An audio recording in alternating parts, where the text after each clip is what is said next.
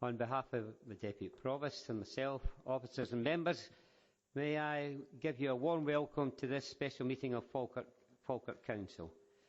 First of all, could I ask members of the public and members to ensure that their mobile phones are switched off? Thank you.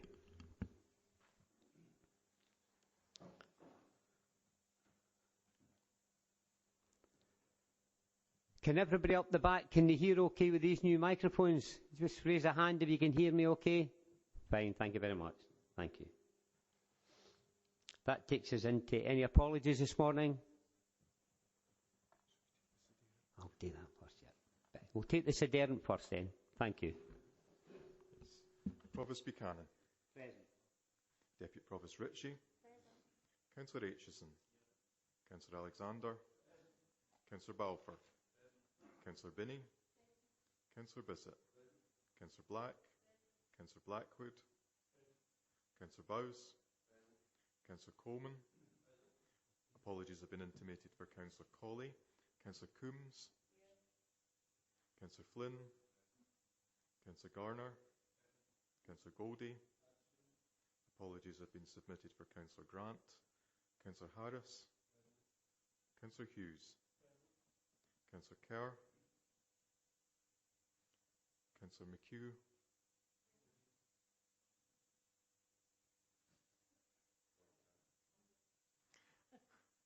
Councillor McCluckie. Councillor Meiklejohn. Councillor Monroe. Councillor Murtagh. Councillor Nicholl. Councillor Nimmo. Councillor Patrick. Councillor Reid. And Councillor Spears. That takes us to declaration of interest, and just for clarity, I'll read this out. Members should declare any financial and non-financial interests they have in any item of business at the meeting, identifying the relevant agenda item and the nature of the interest. Have we any declarations of interest at this time?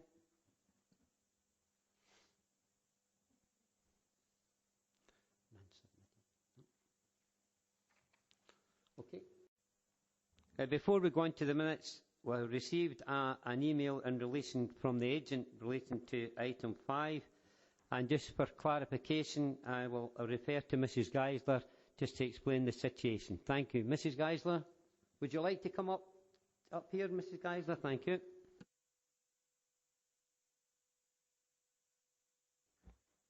Thank you, Provost. Morning, everyone. We received a request over the weekend from the applicant's agent in respect of this application for a continuation of the application. This relates to issues associated with information provided in respect of transport issues, which the Council haven't yet been in a position to conclude entirely on. Given the nature of this request, Provost, I wouldn't be opposing this suggestion, and in fact it would be my recommendation to members that this matter be continued to a future meeting. Thank you. We've heard Mrs. Geisler. It's up to members. Would they like to come in on this? Councillor Alexander. Provost, certainly I would agree with Mrs. Geisler's recommendation. It's normal practice to look at such scenarios and to take into cognizance any late submission by a developer, particularly where it relates to a major application that has outstanding information. It would require to be assessed by the developers, by the planners, as part of the process. So I would certainly formally move that we continue this item to a future meeting. Thank you, sir. I'm quite happy to second. Anybody else like to come in? As members agreed to a continuation? Agreed. Thank you very much. Okay, that takes us to item 3, which is the minutes. Item 3A, minute of meeting of the Planning Committee, comprising all members of the Council, held on the 27th of March 2018. It's pages 3 to 10 on your agenda. Can we agree? Is there any questions arising? Can we agree? Agreed. Thank you very much. That takes us to item 3B, minute of the meeting of the Planning Committee, comprising all members of the Council, held the 30th of April 2019, pages 11 to 24. Any questions arising for the minute, or can we all agree to the minute? Agreed? Okay, thank you very much. Thank you. Okay, before we go into the debate in relation to item 4, we have deputation requests in relation to this application. And obviously it's in the hands of the council members to decide. We have an application. An application has been made from the applicant's agent to be received as a deputation to be heard in respect of the item of business. And an application has been made from Pullman Community Council to be received as a deputation and heard in respect of this item of business. So first of all, go to members. Does anybody get anything to state in relation to this? Or is members quite happy to hear the deputations? Councillor Alexander. It's been the practice in the past to allow deputations, particularly if there's a significant gap between the predetermination hearing and the hearing today. We give members an opportunity to refresh their memories, and also the ones who weren't able to attend, give them the opportunity to hear a bit more. Anybody else like to come in? Councillor Blackwood? Yeah, Provost, I always thought the predetermination meetings were the opportunity for applicants, supporters and the objectors to air their views. I've heard them, and I think if they're not bringing anything new to the table, then I would move we don't hear them. Okay, you're formally moving that we refuse the applications. Have we got a seconder for that? Councillor Bissett. Provost, if there's nothing new being brought forward, I would be happy to second that. But if there is something new, well, I would go with Councillor Alexander's motion. But as I say, if there's nothing new, I'd be happy to second Councillor Blackwood's motion.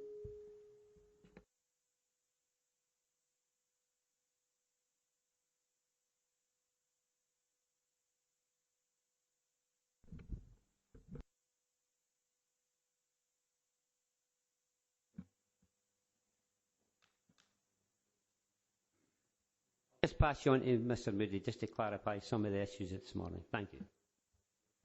Yes, thank you, Provost. I think a question of fact has been raised as to whether the deputation is likely to refer to anything new. It may be of assistance to the Council to be aware that a letter was received from the applicant's solicitor, I think, during Friday afternoon. And now I understand that if the deputation is heard, that letter may be referred to. So it may be helpful to hear from one or more of our planning colleagues or from Mrs. Geisler as to whether the issues raised within the letter raise new issues that aren't otherwise addressed either at the PDH or in the report.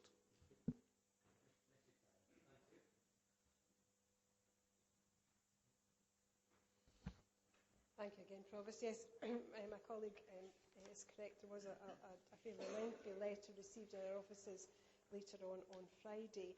There is a suggestion on the part of the applicant that some of the information contained in the report they are disputing.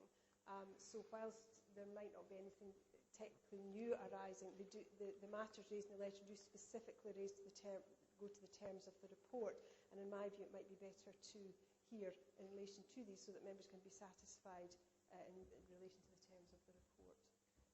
So in this particular case, I would suggest that this this could be considered to be new information. You guys got Councillor Nimmo wanting in? Thank you. Yep. Thanks, Convener. Just as one of the local members for the area in question, I think it's important that we do hear the developer, and even more importantly, I think we should hear the Community Council's representation as well. Thanks. Marta. I was just going to formally second Councillor Alexander in that I think it would be a benefit for everybody for similar reasons to Councillor Nimmo that we hear the deputation, and also to recognise that although every effort is made by members to attend predetermination meetings, sometimes they clash with our other constituency commitments, and therefore it would certainly be a benefit to myself to hear those deputations this morning if possible. Thank you. Councillor Blackwood? Provost, based on Mrs. Geisler's comments, I withdraw my motion. How about your seconder, Councillor Bissett? Based on that information, I'm happy to withdraw my seconding. Okay then. The first part of this process is that the Pullman Community Council representative is going to speak first. She'll have an opportunity for 10 minutes, then there will be an opportunity for members to ask any questions. If you would just like to put your mic on Yes. Introduce yourself, tell us who you are, and then carry on. You've got 10 minutes. Thank you very much. Okay. I'm Mrs. Rosemary Taylor, and I'm the convener of Polmont Community Council. I've read the revamped letter here, and I'm afraid I'm just going to repeat all the nasty things that we said before, insofar as putting more houses in Gilston and Lethallen roundabout area is not going to help. The school itself is oversubscribed as we stand, maybe not technically, but there's an awful lot of kids there with very little room. And it's only going to get worse with the normal amount of houses. The Polmont station is bung up to the eyeballs with parking. And people, although we have all this lovely idea of car share and whatnot, they don't. They just get in their cars and they go and park at Polmont or at the health centre and the stadium car park as well. The other thing, of course, is we've got the schools and the doctors. The doctor's surgery is bursting at the seams. Right now, there are people who are not taking on residents because they have no space for them. So it's a very fluid situation at the doctor. Sometimes the lists are open, sometimes the lists are closed. Not all lists are closed at the same time, granted, but it does happen. The traffic, the infrastructure, more and more cars will be coming through Polmont itself. It's not as if they're going on the bypass because they're coming from the new houses into the village. Although we don't have anything to do legally with Brighton's or Madison, we feel the pressure of all of these extra parking and extra medical facilities because there are no doctors outside Polmont. People in Madison have to come to Polmont. They have to drive their cars down there unless they're happy to get the bus, which is a good service in Madison, but jolly poor round Polmont. So I would ask that you fling out this houses just now until better infrastructure can be agreed and that we have more schools, more surgeries, more doctors, and even, God help us, an answer for Polmont Station. Thank you. Thank you very much for that, Mrs. Taylor. We just want to switch the light off for the minute and we'll give members an opportunity. Is there any member want to ask Mrs. Taylor any questions in relation to her summary there? No? Okay, thank you. You can go back to your seat now, Mrs. Taylor. Thank you very much.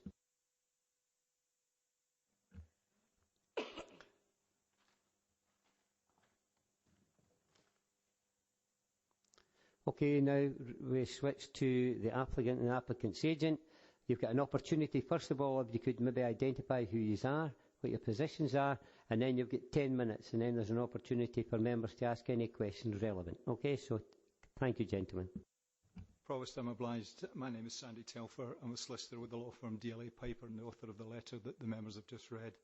I'm accompanied here today by the applicant's planning consultant, Philip Neves, who will provide the members with a brief summary of where things currently stand with the site out at Polmont.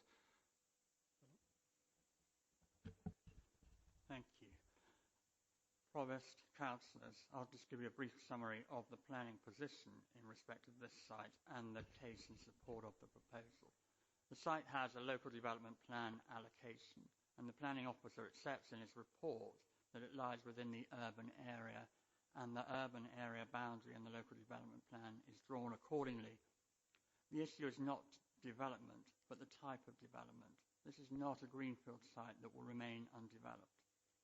The site has a planning permission for business, and the access has already been constructed. In May 2018, the planning officers included the site in the draft local development plan for development including 500 houses. In their professional judgment, it was a suitable and sustainable location for residential development. Our client has tried since the grant of planning consent in 2010 to market the site and to have it develop a business. Our client is a PLC property developer and extremely experienced in dealing with industrial land. They have not been able to find one or a number of occupiers, despite spending £1.5 million on putting in the access. For these reasons, we believe it's necessary to look at an alternative use, also because Falkirk has a very substantial supply of industrial land, and this is not the location within Falkirk Council where occupiers are looking to move. The council has a housing land shortage. There's a 5-year legal requirement, and that is an absolute. It must be met. At the moment, the council acknowledges it has a 4.3-year housing land supply. The development industry thinks that that land supply is less. This triggers what is called the presumption in favour of sustainable development, where alternative use for a site, such as housing development, can be considered if the site can be shown to be sustainable. In our submission, this is a sustainable location. The site adjoins the settlement. It will satisfy local need. It is an appropriate scale in relation to the development that already exists. Landscape and townscape will be protected, and the development will bring forward a mix of house types and tenure which will meet market demand in this area. It will also deliver substantial benefits to the council in terms of council tax revenue and providing accommodation where people will want to live to serve existing markets within Falkirk. I will now hand you over to Mr. Telfer. Thank you, Philip. I wonder if I may, councillors, address the points that were raised by the community councillor, Mrs. Taylor. Mrs. Taylor, one of the issues that I should say that we raised in the letter, and the councillors have read there, is that we don't think that the recommendation report properly reflects the extent to which the applicant has sought to address the infrastructure and other constraints issues that Mrs. Taylor alluded to in her summary earlier on. For example, with the Lethallen roundabout and the impacts on Pullman Main Street, there has been a worked-up mitigation proposal put forward by Hanstein's traffic consultants. Now, it needs some further work, and the intention was that it would be conditioned that work was carried out. But the point is that an existing problem was going to be addressed. There is land that's actually been safeguarded there within the Main Street to assist with the delivery of that mitigation. So all we would say is that it's a cumulative impact issue here, and that this opportunity here would help deliver the solution. Now, Mrs. Taylor talked about the schools being oversubscribed. Again, in the letter, councillors, I hope you'll see that the applicant has made it clear that we'll be prepared to deliver whatever reasonable solution it is that the council's education department thinks is necessary in order to deal with the child product emanating from this development. It's all there, and it's proposed to be dealt with through a Section 75 agreement. Now, Mrs. Taylor alluded to what is, we know, a perennial problem at Pullman Station. But again, I would say, councillors, that there is a mitigation strategy proposed there. Mrs. Taylor alluded to the Madison-Brighton bus service and said it was a good one, and made mention to the fact that the one in Pullman isn't that good.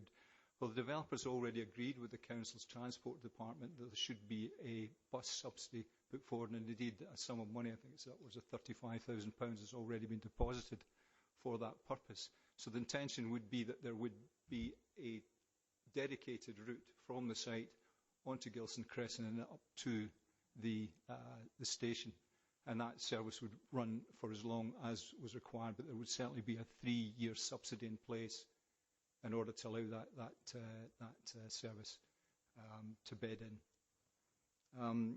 Mrs. Taylor referred you to the lack of healthcare facilities in and around the Pullman area. Again, I hope you'll have picked up on the point I made mention of in the letter, that the applicant has already committed to deliver land, service land within the site in order to provide a healthcare facility for that site, and obviously for the benefit of the wider area too. Now, that would involve not only the delivery of land and the services that needed to make that centre work, but also the construction costs. So I would hope Mrs. Taylor might take some comfort from what I've just described there. The concern that we have councillors, is that there has been an accepted shortfall in the 5-year effective housing land supply. And that, in law, and I'm sure you have read reports on it, essentially means that the balance, the presumption in favour of development should be tilted towards the developer unless there are significant material considerations that would suggest that planning permission ought to be granted. Now, if I can take you to the recommendations for refusal, councillors, and take you through each one of them, I would suggest that, in fact, there is nothing of any real substantial material concern within those reasons for refusal. And if I can, just if I bring it up here, if you bear with me.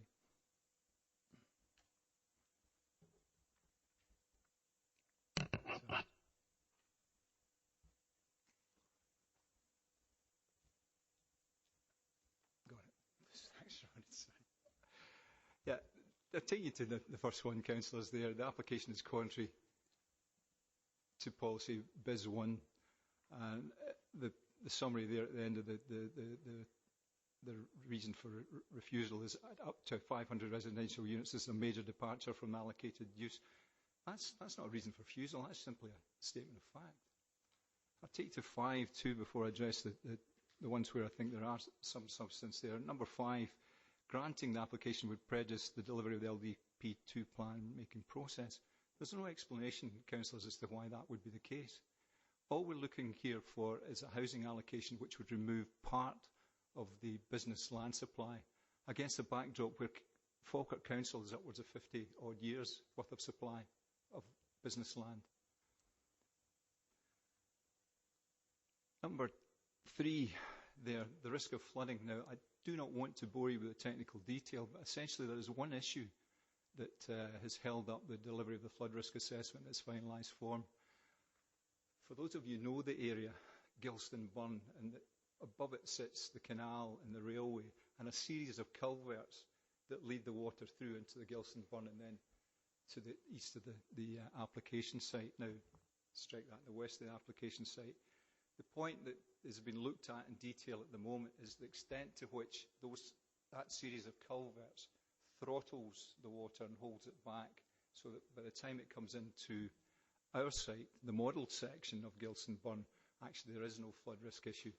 And that's what's been looked at the moment, because the information and evidence that's been provided, thank you, sir, the information and evidence that's been provided to date shows that there is no risk. There is no flood issue arising. There's simply a request for a validation of the methodology that's been applied, and our consultants are confident they'll be able to deliver that confirmation, that additional evidence.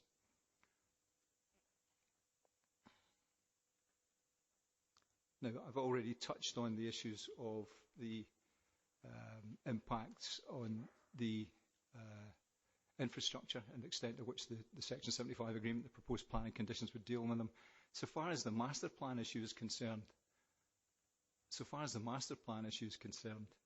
all I would say is that what has been presented is a master plan showing how future development within Gilston South would be protected. It's a technical issue. It's not something in any way, shape or form in my submission, councillors, would justify a refusal. I'm grateful for this opportunity and be very pleased to answer any questions you may have. Okay then, thank you for that. Gentlemen, it's an opportunity, Councillor Nicholl, to ask any questions in relation to the submission that you have just heard. Thank you. Thank you, Provost.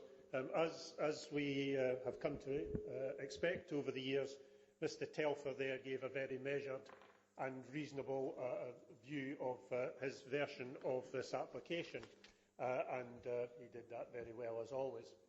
But the bottom line is, he quite, in those words and in such a nice way, he really said more or less that our planning officers had been speaking through a hole in their hat. So it is only but fair, Provost, that we listen to the planning officers to give their reasons behind making the recommendations that they did. Now, like the law, planning is very subjective, but I think over the years we have been very well served by our planning officers. I would be surprised if there's a person in this chamber who did not listen with respect to the views of our own planning officers. and I think certainly they should have the opportunity to respond to Mr Telfer. There are one or two things, just before I sit down, Provost, and ask the planning officers to speak, that even to a layman in Mr Telfer's submission would bear comment and indeed raised eyebrows, such as the suggestion that a bus service would, in the words of his letter, the issue of car parking pressure at Pullman Station has therefore been satisfactorily addressed. I would submit, Provost, that the bus service will not alleviate the problems at Pullman Station. It would very possibly turn into another red herring. People, as Mrs Taylor has alluded to, people don't go for car sharing or buses when they've got 2, if not 3 cars at their door. They take cars for the shortest of journeys. So I think that one would still leave me with concerns, and there are others that with your permission, Provost, I would come back to you later, but in the first instance I would certainly value the opinion of our own planning officers. Well, you heard this is the first part of this process for this application is the deputations. It's only questions we're asking at this time. The planning officer will be given a detailed summary of the application once the questions have been finalised. But we're on to questions at the moment. Yeah, but I think their view has been challenged, and I think they need to respond to that challenge. They'll have an opportunity, Councillor Nicholl. I don't want to explain it to you again, but I will. This is the first part of this process, which is deputations being heard, and then questions asked to that. Then there'll be the formal business, where the planning officer will give a detailed summary. Thank you. Questions only at this time. Councillor Spears, thank you. Thank you, Provost. My question really is regarding the flooding issue. As an elected representative of Grangemouth, I won't give you a quick geography lesson, but everybody knows water rolls downhill. And as we progress with development and development after development up in the Braes area, Pullman and further up, there's less water tends to fragment or sponge into the land, and you put it into culverts, and where gets flooded? Not that particular area, but since water rolls downhill, it tends to accumulate in Grangemouth. Now, we have a flood defence programme that has been worked on just now, but that's really against the impact, I would imagine, of global warming and the rise in sea level in the Forth Estuary. But when Grangemouth does flood is when there's high rains and high tides. And where does it meet? It meets in the middle, and it meets at the lowest point, and that's Grangemouth. So I don't think that the programme, unless you want to expand, regarding flood prevention, you're not going to get flooding in Pullman, because we're going to get the flooding in Grangemouth. And my concern is it meets where the motorway is a natural dam and a barrier, so one that could undermine the vital link that the motorway is. And where there's culverts in that motorway, we will get flooding, because once you start tarmacking drives and putting roads in and drainage systems, then steady it being gradually absorbed, the rain, it's immediately put into culverts and tunnels and enters into either the Avon, the Almond Pow or the Grange Burn, which all run through Grangemouth. So my concern excuse really me, Councillor Spears. No, excuse me. You're going to have an opportunity to debate a lengthy. Everybody's got an opportunity. This is a specific question. You've got a specific question. Specific question. Right. Very concerning for my town. But you will get an opportunity again, Councillor Spears. But it's specific. So, what is your specific question? The specific question is, I don't think that your flood prevention scheme that you discussed really goes far enough for the knock-on effect in the town that's further downhill. Specific question. Would you like to take an opportunity to answer that specific question? Thank you. I'm obliged, Provost. Councillor Spears, can I say the flood risk assessment deals specifically with the risk of downstream flooding? I can assure you that both the Scottish Environment Protection Agency and Jacobs, on behalf of the Council, as well as the two sets of hydrologists who have looked at this. They've modelled that burn for a 1 in 200 year climate event. They've modelled it, and each of the models and all of the consultants are satisfied, sir, that there is no risk of flooding to the Grangemouth area. There is none. Any issues arising in relation to flood risk simply impact on the Gilson site and the application site. And the issue between the council and ourselves, sir, is the extent or otherwise to which part of the application site might need to be set aside and used as a storage facility for floodwater in order to ensure that there is no impacts downstream. So the only question between the council and ourselves, sir, is the extent to which part of the site might need to be set aside as a compensatory or for flood storage. Our view, as supported by the flood risk assessment, is that there is no impact and that no such area needs to be set aside. But please be assured, sir, that flood risk assessment has looked at the issue you've been concerned about, and all the consultants, including the councils, are satisfied that there is no issue there. Okay, thank you for that. Councillor Nimmo. Thanks very much, Provost. Just going with the information we've received from the applicant's agent here, they seem to be challenging how the council's dealt with this and the process that's been involved. And it's really a question for the director or for our planning officers. Are we content as a council as to how this application Well, has been excuse me, Councillor Nimmo, there'll be an opportunity once we've heard the summary of the planning officers, there'll be an opportunity to come back in with that point. Okay, just now, as I've already said 2 or 3 times, this is an opportunity now for members to ask questions of the applicant's agent in relation to the summary they've just had. Areas like you're talking about, you'll have an opportunity once we went through the process coming from the summary from our planning officers. Thank you. Councillor Nichols already highlighted the issue regarding the input from officers. Yeah. He was allowed to speak in relation to that. Yeah, but I thought it was coming to a question at the end yet. Okay, thank you, Councillor Nimmo. You have an opportunity. Sir, I'm happy to address that point. No, you're fine. Councillor Hughes. Thank you, Provost. And as remember, it's questions only in relation to the summary that's came forward for the applicant and applications agent. Yes, Provost. Looking at the letter as presented by the applicant, I was interested in the flood risk section, and I was wondering why there has been an overemphasis in relation to fluvial flooding, and why other matters such as pluvial and any other matters relating to flooding have not been expanded upon.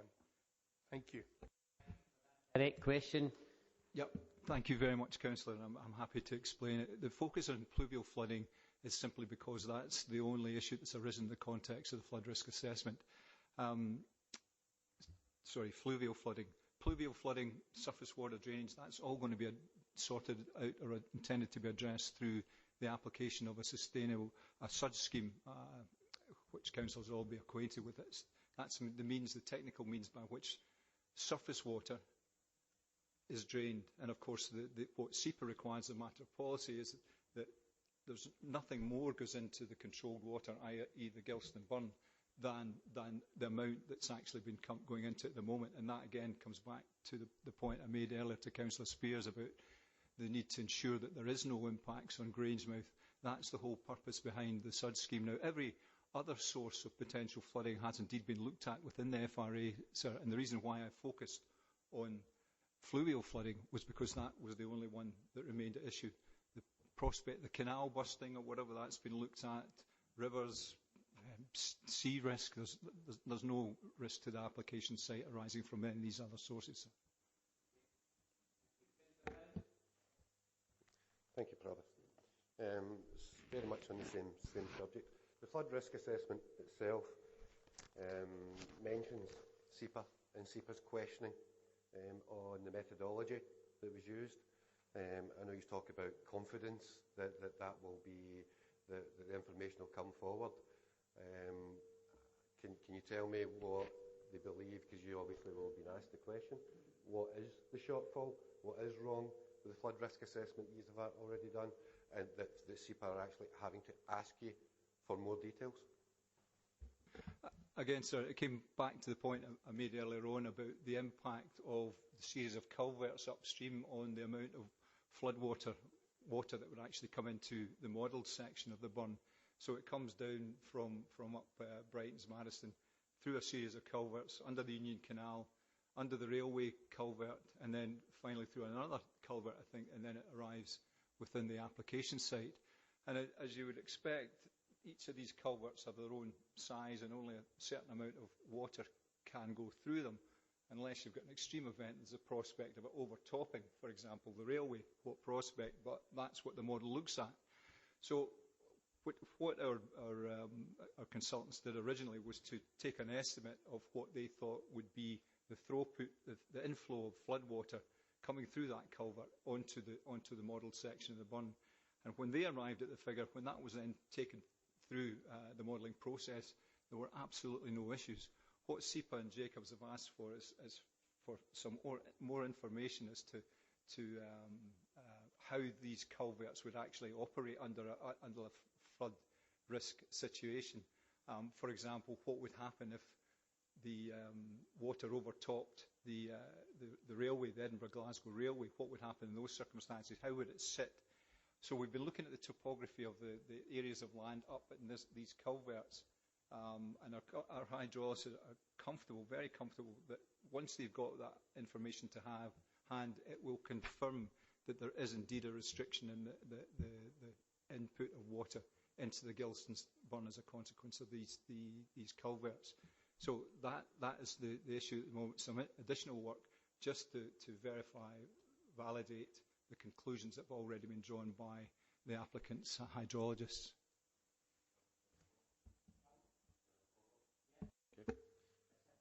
Okay. Thanks for that. I do have an amount of experience in flooding, I'm pleased to say. Again, and this is going purely from what you have written here, so I'm taking that as SEPA has criticised the methodology of the FRA, and if you're writing that, I accept that. I take it we've not had anything back. I take it that's not been submitted yet. We don't know what SEPA's response is yet, or have you had? Has there been a separate response on that? Yeah, again, Councillor, the work has been done at the moment. It's actually involves quite a lot of survey work up and around the area, because it's not an area that, for example, there's a lot of topographic information on at the moment, so that is what the hydrologists are turning their minds to at the moment. We had actually hoped that the information would have been available ahead of this meeting, but due to holidays and various other things, reasons I need not go into, it's not yet available. But again, sir, I would make the point, we remain confident that once that information is to hand, both SEPA and the Council will be satisfied that there is no unacceptable fluvial flood risk on this site. And I think it's important to make the point that even if that information does not demonstrate that these conclusions in the FRA are correct, then all that would happen is that part of the site would need to be set aside to provide compensatory or flood storage. And I made mention in the letter, SEPA themselves reckon that would only be a small part of the site. So given the size of the site, this isn't really necessarily an issue. It's just something that has to be sorted out, obviously, ahead of development commencing. And again, I would make the point, SEPA were confident enough in their own conclusion that the impacts would affect only a relatively small part of the site to suggest to the Council that, in fact, they could go forward on the basis of a condition and simply require the additional modelling work to be carried out post the grant of planning permission. So that, sir, I would hope give you some assurance that SEPA's concerns are not fundamental. It might be, Councillor Bowes, that when we go through the next process, which is discussing the application and debating, which will give Councillor Nicholl and Councillor Nimmo a chance to come in, that our officers, once we're talking to them, there might be more information that might be relevant to your questions. Councillor Munro, direct question. Thank you. Thank you, Provost. I noticed from the letter from the developer that what they're talking about is a piecemeal development of the site. And it's quite clear from previous planning debates that this causes particular challenges, and there is a preference for knowing what the whole of the site is going to be utilised for. So I do question this piecemeal approach, and how can that be good when we don't really know what the rest is going to be? You want to come in on that one? Thank you. Thank you, ma'am. I mean, there have been several issues raised by the planning department concerning the absence of what they describe as a comprehensive master plan. The position taken by the applicants, ma'am, is that they don't know yet what may come forward on that site, but what they do know is that whatever comes forward, it will have to be properly planned, and whatever impacts that development is likely to cause to the local environment, those are going to have to be satisfactorily mitigated. The point about the master planning exercise, ma'am, is that what we've done is to demonstrate how, with connections into the southern site, with the prospect of Nicolton Road perhaps providing a bespoke vehicular service route so that HGV traffic was routed away from the residential area down into the remaining Gilston south site. With all these in place, there ultimately a view can be taken that, again, it comes back to the point, it's been safeguarded for commercial development. The remainder of that site will be available for whatever class 4, 5, 6 use the council sees fit to give it detailed planning permission for. But we don't have any interest in it. It may well be that with housing on the northern site, that a class 4 interest of the sort that we've maybe got at Larbert, where you've got a really nice business park sits in very close proximity to residential areas. It may be something along those lines. But the point of it is the master planning exercise safeguards either opportunity, whether it be class 4 or 5 or whatever. It's set up in such a way, all it doesn't do is to show the detail of where there would be development parcels within the southern site. But the point about it is, ma'am, that those development parcels, should they come forward, should there be interest, it can be utilised. We're not sterilising the area in any way, shape or form. Thank you. Councillor Murtagh and then Councillor McHugh. Thank you. Thanks, Provost. Yeah, I mean, it's trying to obviously cross-reference what you've put in your letter against what we've already seen in our report and make some sense of the kind of analysis here. And I note that there's been an emphasis in the way that you've presented on educational provision and that paying whatever the authority deems necessary at that time and appropriate.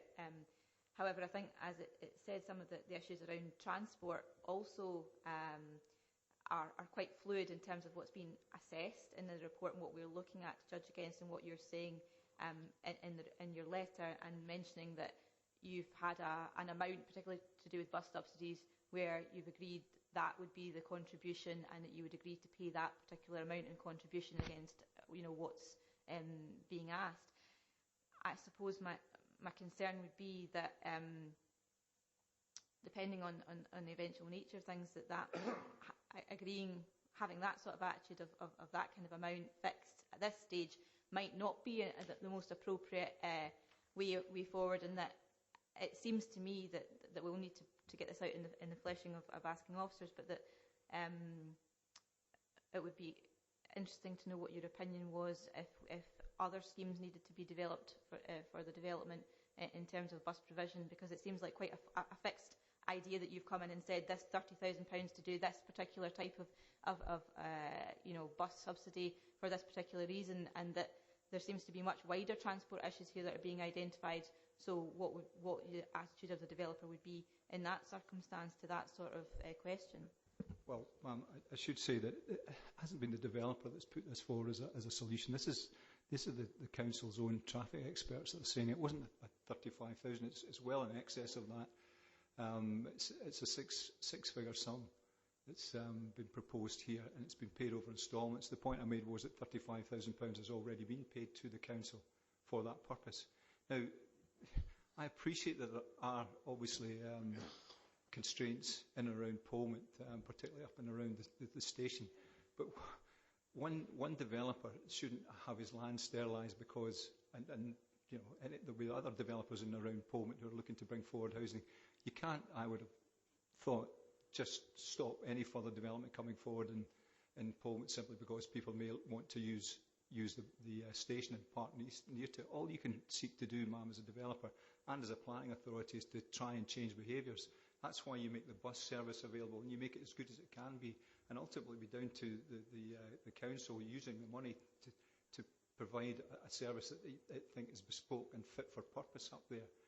The other traffic impacts, all of these again have been looked at, ma'am. For example, at the junction 4 onto the M9, in your tax increment finance case, one of the issues you've got is that junction at the moment acts as a constraint on potential development, including on the application site and at Whitecross. Our site can help provide the money that will deliver a bespoke solution to that. And indeed, in the context of the last planning application, all of this was looked at in detail. Land, which Hansine was prepared to cede at nil cost to the council, was set aside and safeguarded through the Section 75 to allow one of the particular arms onto the A01 to be increased. For traffic lighting as well was one of the solutions that was put forward, and the money for that solution was going to come forward from this development. Now, similarly, within Parliament Main Street, it's well known that there's an existing traffic constraint there. The council has set aside land in order to allow for a roundabout to be put in place. But the big issue then is where the money is going to come to provide that. You've got an existing problem. It's a cumulative impact problem, not just that one that arises directly as a consequence of this development, but we would be providing a solution, a financial solution to that problem, which would benefit the community at large. Thank you. Councillor McHugh. Hi. With regards to your letter, Section 3, education, nurseries and healthcare facilities, I see in the plans that obviously St Margaret's is bursting at the seams, that we all recognise, and there is no land round about St Margaret's to extend the school and to cover nursery provision. And it says here in your letter that you'll provide a nursery in the actual estate. Where is that planned for? Well, again, ma'am, that's a matter for the council. We're talking about a planning permission in principle here. That's the sort of detail that would be dealt with at reserve matter stage when you brought forward applications for matters specifying the conditions, one of which would be you will need to provide adequate land for a nursery within the area. But again, I mean, one of the problems that we're faced with here, ma'am, is that over the last 2 years we've been getting information coming forward in dribs and drabs, and I say that with all due respect to the officers who I'm sure they've done their best here, but they will, I think, concede too that they've had a difficulty in getting information from the Forth Valley National Health Trust as regards what level of additional facilities was required. That's the subject of an ongoing debate. From a developer's perspective, the problem we had was that as recently as 2015 you had adopted supplementary guidance that said this is what's required and this is what Excuse me, Mr Telfer, no one to cut you short, but the fact... That's fine, okay. But the fact of the matter, there was a direct question there in relation to the nursery and where you were going to place it. Well, sir, the short answer is, sir, well, it's not a case I don't know. It's a short answer that is that it will be a matter that we've dealt with at the reserve matter stage, and the most appropriate location will be selected as part of that process. Okay, thank you very much for that. Councillor Bissett, you got a direct question, sir? Thank you. Yes, Provost, I'll try and be direct. Mrs Taylor mentioned healthcare and possible lack of provision in the area due to the development. Can you tell me if you've had any discussions with the NHS and what the outcome was? Thank you. So yes, we have had discussions with the NHS. We've been talking to them since the 30th of November 2017 when we asked them a direct question about what information they had to provide us. We have not had anything meaningful back from the NHS in terms of their view about capacity. What we have is a planning application description of development that would allow for healthcare facilities to be built within the site should that be necessary. But we don't know if that will be necessary yet because we haven't had an answer. Okay, thank you very much for that. Well, gentlemen, thank you very much. You've had an opportunity. If you'd like to go back to the public gallery, and we'll carry on. Thank you. Provost, thank you. Okay, now we've had an opportunity to listen to the developer, his agent and the Community Council. We'll now go into the next process which is obviously the application itself. Development of land for residential, mixed use and commercial of classes 1, 3, 4, 7 and 10, with associated landscaping services accessing car parking at land to the east of Gilson Farm, Gilson Crescent, Pullman for Hansine Land Limited. It's pages 25 to 82 in your agenda, and the report coming forward will be by Mr Brent Vivian, and I'm sure that he's had an opportunity to listen.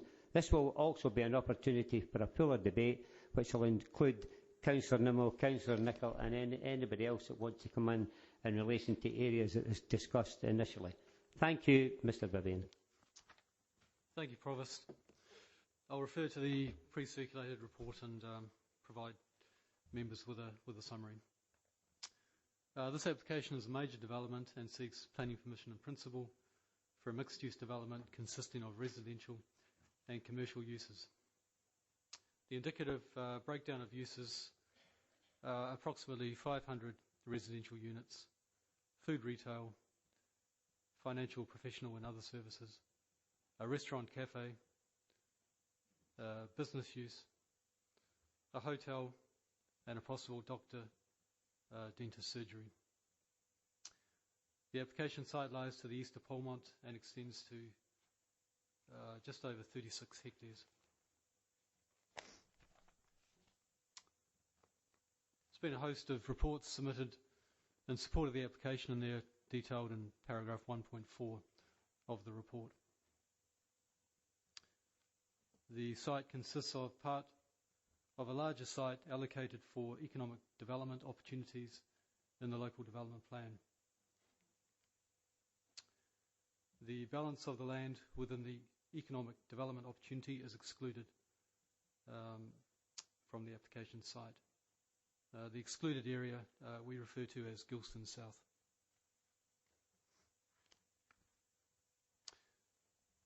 The applicant initially advised that it accepted and acknowledged that the grant of this application for planning in principle for housing might facilitate the delivery of longer term of housing on Gilston South. The applicant has clarified more recently that it is not the applicant's intention to bring forward housing at Gilston South. So, in other words, Gilston South would be retained for employment uses in accordance with the employment opportunity allocation.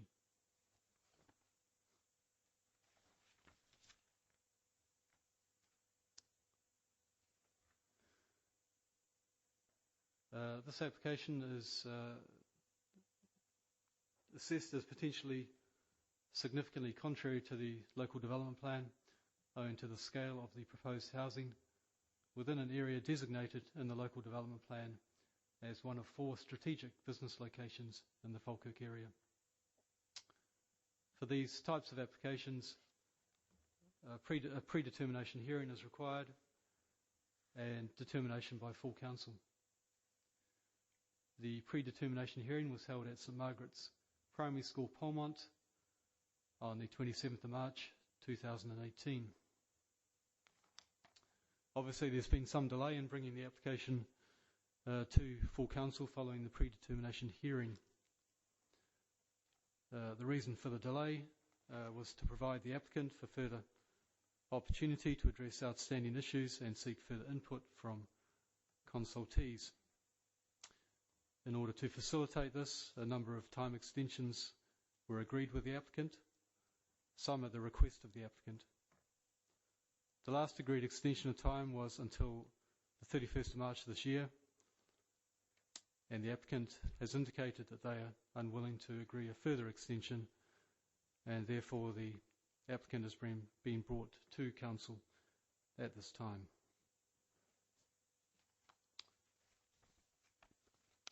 There's extensive site history for the application site. I would note in particular that planning application was granted in 2009 on appeal for mixed-use development of land for classes 4, 5 and 6, a garden centre, car showrooms, hotels, restaurants and a neighbourhood centre. It's quite correct, and we accept therefore that the principle of development has been established at the site previously. The issue now is in terms of the nature of the type of development. There's also been planning permission at the same time in 2009 for the formation of a site access, a roundabout, and upgrading of the adjoining roadway, and those works have been carried out. Turning to the consultations, I'll highlight the main issues outstanding in relation to the consultations. Turning firstly to the Roads Development Unit. Comments in paragraph 4.1 of the report. An indicative master plan has been submitted with the application, and this shows a high street running through the site and providing potentially the main access to the land to the south at Gilston South. In our submissions, a high street suggests an environment where mixed use, frontage access to dwellings and a high level of pedestrian and cycle movement is to be encouraged. The use of this type of street environment by heavy goods vehicles to access the future employment land at Gilston South would not be acceptable from a roads safety point of view, according to our Roads Development Unit. The High Street and other elements of the internal street network should therefore be reviewed, or alternatively a separate access should be provided to serve the future employment land. At this stage, that has not been considered through the master planning process carried out by the applicant to date.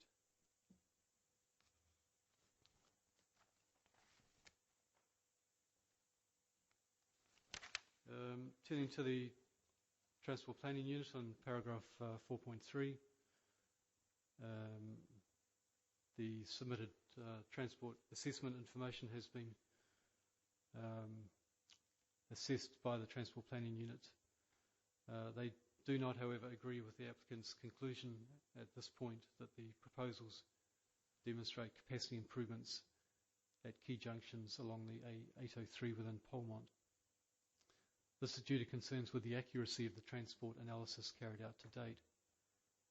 There is a possible way forward, and that's detailed in paragraph 4.3. If planning permission is granted, there is an opportunity to carry out further modelling in order to agree the mitigation measures for the impact of the proposed development on the key junctions. Those junctions are the A803 Kirk Entry Junction, the A803 Station Road Junction, and the A803 Greenbank Drive Junction. Now, there was a lot of discussion about flooding.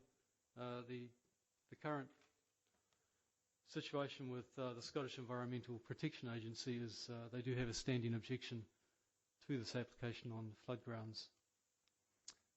They will review their objection when there is an updated flood risk assessment and a master plan which is informed by the flood risk assessment.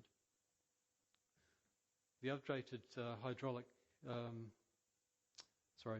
an updated hydraulic model is required to be run, and that requires to show a baseline undredged channel topography and appropriate flows, with full justification shown of these to establish what flood risks exists on the site.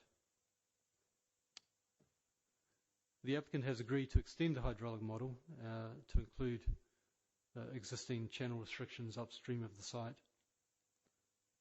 Submission of the further updated flood risk information is outstanding. So at this point, we do not know the outcome of the further work, or indeed what the conclusions of SEPA or our own consultants, Jacobs, will be in relation to that further work, and indeed whether SEPA will be in a position to withdraw their standing objection to the application. In terms of SEPA, they have also reviewed a submitted odour and dust risk assessment. As a result of their review of that information, they have withdrawn their objection to the application on the grounds of potential odour nuisance. That doesn't necessarily mean that future residents may not experience odour nuisance from nearby facilities. In that respect, I refer to the Avondale landfill site on the north side of the motorway. They expect the applicant and the planning authority to take potential odour issues into consideration in the detailed layout and design of the site.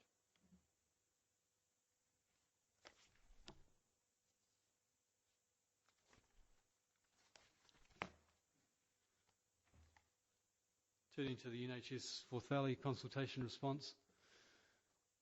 NHS Forth Valley have indicated to us that our current supplementary guidance, which covers healthcare in relation to new housing development, cannot be relied upon and is in fact out of date. The supplementary guidance indicates that there is a surplus capacity at the Polmont Park Healthcare Centre, whereas the most recent information from NHS Forth Valley is that there are indeed capacity issues at this location. The healthcare centre at Meadowbank brings its own challenges in that expansion of the site may not be possible given tight site constraints. The additional space required to facilitate a greater number of patients would therefore potentially require a new site. As members are aware, the Polmont Community Council have objected to the application. The Maddiston and Rumford Community Council have also objected. A total of 152 public representations were received. Those consisted of 140 objections, 7 representations in support and 5 neutral representations.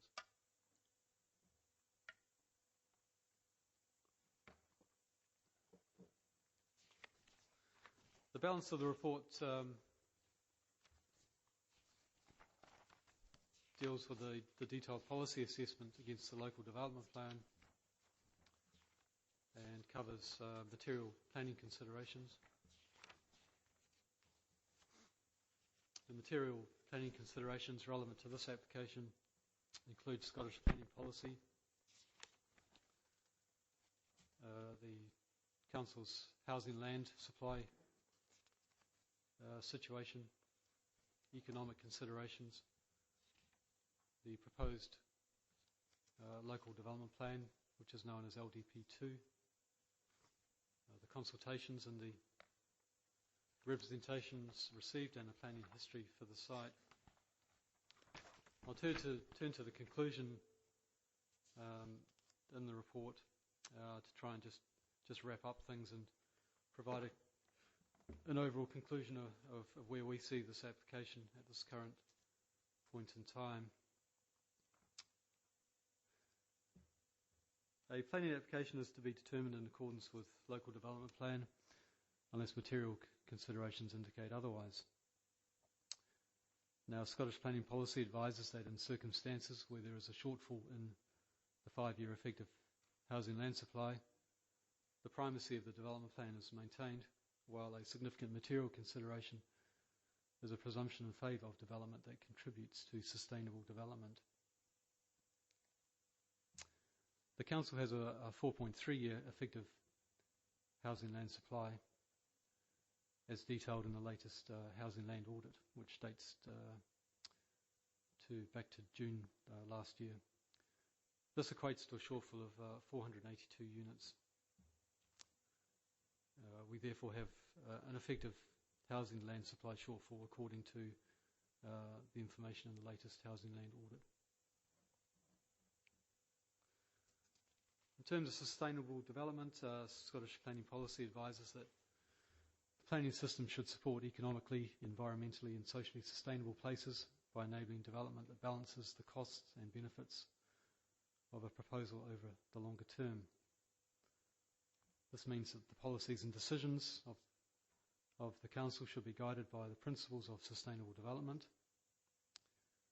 and also indicates that decision making should take into account any adverse impacts that could significantly and demonstrably outweigh the benefits when assessed against the wider policies of Scottish planning policy. In this case, we recognise that the proposal has both benefits and costs, having regard to sustainable development principles. The potential benefits are detailed in paragraph 7c.5 of the report, and they include economic benefits, for example at the construction phase, the provision of business and employment opportunities on part of the site, the provision of tourism-related uses. There is a hotel and restaurant proposed, as I previously mentioned. The efficient use of existing capacities of land. The site adjoins the existing urban limit at Polmont, and as previously mentioned, the principle of development has previously been accepted. The issue in contention is the nature of the type of land use. Other benefits include the accessibility of the site to the urban area and strategic transport links, such as the M9 and the A801. The contribution the development could potentially make to addressing the Council's current shortfall in the 5-year effective housing land supply. Noting, however, that proposed LDP2, estimated for adoption in July 2020, is likely to address the current shortfall. The capacity of the site to absorb development into the setting following a landscape-led approach. There's an opportunity to enhance the Central Scotland Green Network through the provision of new public open space and outdoor access routes on the site. The site provides an opportunity to address a shortfall in sports pitch provision in the East Polmont area at the moment. And there's also, depending on the view of NHS Forth Valley, a potential opportunity to provide a dedicated new doctor/dentist facility on the site. Balanced against this, we would raise a number of concerns, and they're detailed in section 7c.6 of the report. In terms of the allocated use of the site for employment uses, the proposal would result in the loss of a major employment opportunity at a strategic business location, which in our view is a site capable of accommodating a wide range of business uses and is particularly well suited for Class 6 storage and distribution uses, given its proximity to the strategic road network. We would consider it prudent to safeguard a strategic reserve of land for future business needs at this location, which is a matter, obviously, which is under further consideration through your proposed LDP2 process. We would also consider that the proposal represents piecemeal development within the overall allocation and jeopardises good placemaking principles in failing to adopt a comprehensive and coordinated master planning approach to such matters as land use, landscape framework, design rationale, open space provision, and provision of infrastructure. This stems from the exclusion of the Gilston South area from the application site, which incidentally is now owned by the applicant, and the absence of an overall master plan for the overall allocation. The approach promoted by the applicant is not considered, in our view, to be a sustainable approach to planning of this area. In addition, the impact of flood risk on the master plan and the development content has not yet been determined, and there is a standing objection from SEPA, as I previously advised. Just providing a little bit more detail in relation to our concerns about the master planning issue.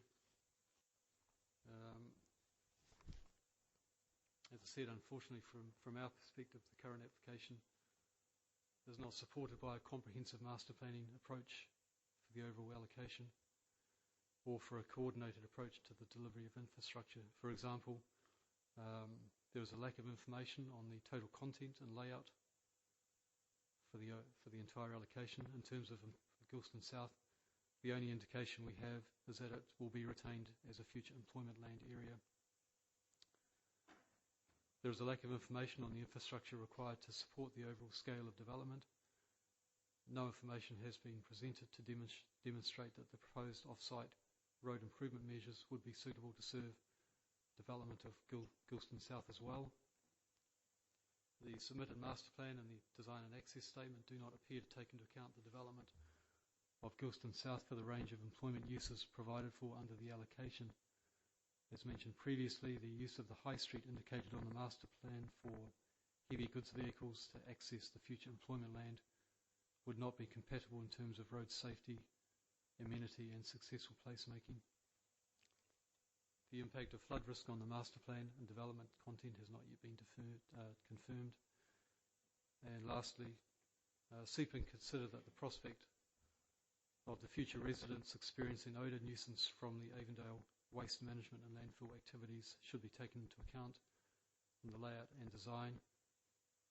The logical approach in terms of that consideration would seem to us to be to locate the employment uses closest to the Avondale site and the more sensitive housing use further away, including on Gilston South. The applicant's proposal is quite the reverse to that.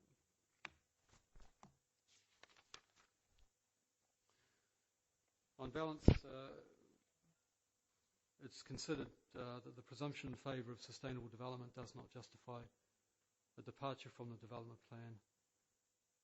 This is because in our submission the costs are considered to outweigh the potential benefits of the proposed development. In saying that, we would put significant weight on the deficiencies we've identified in relation to the master planning process. The proposed plan carries over the strategic business allocation from the local development plan. As the application is primarily for housing, it is assessed also as contrary to the proposed plan. The proposed plan is a material consideration in determining the application. Scottish planning policy advises that it may be appropriate in some circumstances to consider whether granting planning permission would prejudice the emerging local plan process. As detailed, the proposed plan carries over the strategic business allocation from the local development plan. In our submissions, granting planning permission for up to 500 dwelling houses at the strategic business location would predetermine decisions which are central to the emerging local plan. Decisions around the strategic business land supply should be considered properly through the plan review process. Our overall conclusion is that the proposed development should be resisted. The application is contrary to the development plan and good placemaking principles. There are not considered to be any material considerations to otherwise justify granting planning permission. Our recommended reasons for refusal are set out in paragraph 8 of the recommendation. Thank you, Provost. Okay, thank you very much. It was a lengthy summary, but I think everybody was indebted to you, Brent, for giving us that information. Councillor Alexander had his light on first. Sorry, Councillor Nicholl. You know, can I say first of all that the predetermination hearing that we had in Bowman was a very good exercise. Allowed both sides to air their views and allowed the general public in particular to come forward with their views of this particular application. Because as you'll appreciate, Provost, when you have a situation whereby members of the public on one hand and experts in planning and legal laws on the other, they can be one-sided or they can be rather fraught, to say the least. This was an excellent presentation, an excellent response as well at Pullman, and I think the quality of the arguments that came forward were very compelling. This morning's question and answer session equally was compelling, and we learned some more from that particular exercise. So I'm grateful for that particular process, and grateful for the opportunity to conclude this particular piece of business. I have to say, rather than have people sitting on the edge of their seats, I'll say quite categorically that my view is that this application should be rejected. on the following grounds. The issue of the development plan was one which I was a wee bit surprised that there was such what I consider to be a partial blasé approach to the development plan by the developer, and that may have been unfortunate in the way it came across. But the comment with regards to 8.11 was something that I found to be slightly off-putting. The development plan doesn't belong to the developers. The development plan doesn't even belong to this council. The development plan belongs to the people of Falkirk District. And the people of Falkirk District place their trust in local authority members to bring forward a development plan that allows for sustainable development within their community. This application doesn't bring about sustainable development. It seems to me to be mainly on the grounds of the land supply issue, in which the developer has concentrated much of the argument. And that particular issue is one that will be addressed as part of LDP2. And also, cannot be considered to be the main reason why we would wish or wouldn't wish for this particular application to go forward for Gilson. The local development plan is the ultimate document, and I believe very strongly that it gives the planning process transparency. Any case that's taken against the development plan, or part of the development plan on the grounds of, in this instance, on the grounds of the issue of land supply, is, I think, weakened by the overall issue of democracy within the planning process. So with that promise, I'll pick up on one or two minor or relatively minor in comparison to the development plan issue, which for me is the deciding factor. The NHS was mentioned, and the NHS, as we all know, contracts primary services. Contracts primary services. It doesn't necessarily build primary services. That's left very much to the GPs. The GPs, of course, as part of the national agreement, are independent of the NHS. So therefore, there's a clear issue of the ability to bring the NHS on board and to have GP surgery within that particular application. Equally, Section 75 agreements, while the majority are useful, we know from our own cost convener that Section 75 agreements aren't always delivered. And that's something that we should be aware of when so much of the promise, this application, is based on Section 75 agreements. So that aspect of it, Provost, I would formally move that the application not be approved as per the recommendations contained in 8.1 through to 8.15.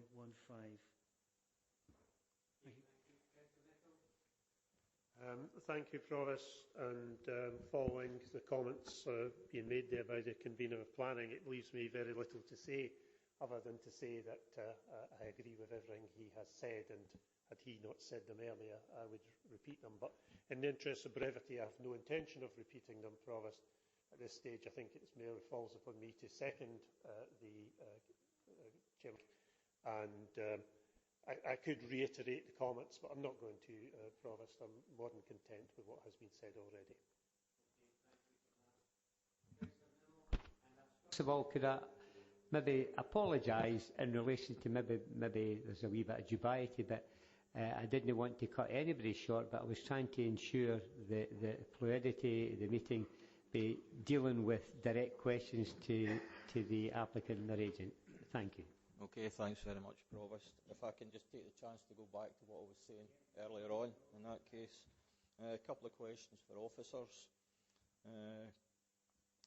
the letter that we received from the applicant's agent dated the 7th of June, it seems to be challenging our officers' position, and I'm just wondering if our officers are content with the processes that have been used and the information and the detail that has been provided. Are you happy with that, taking into account this letter?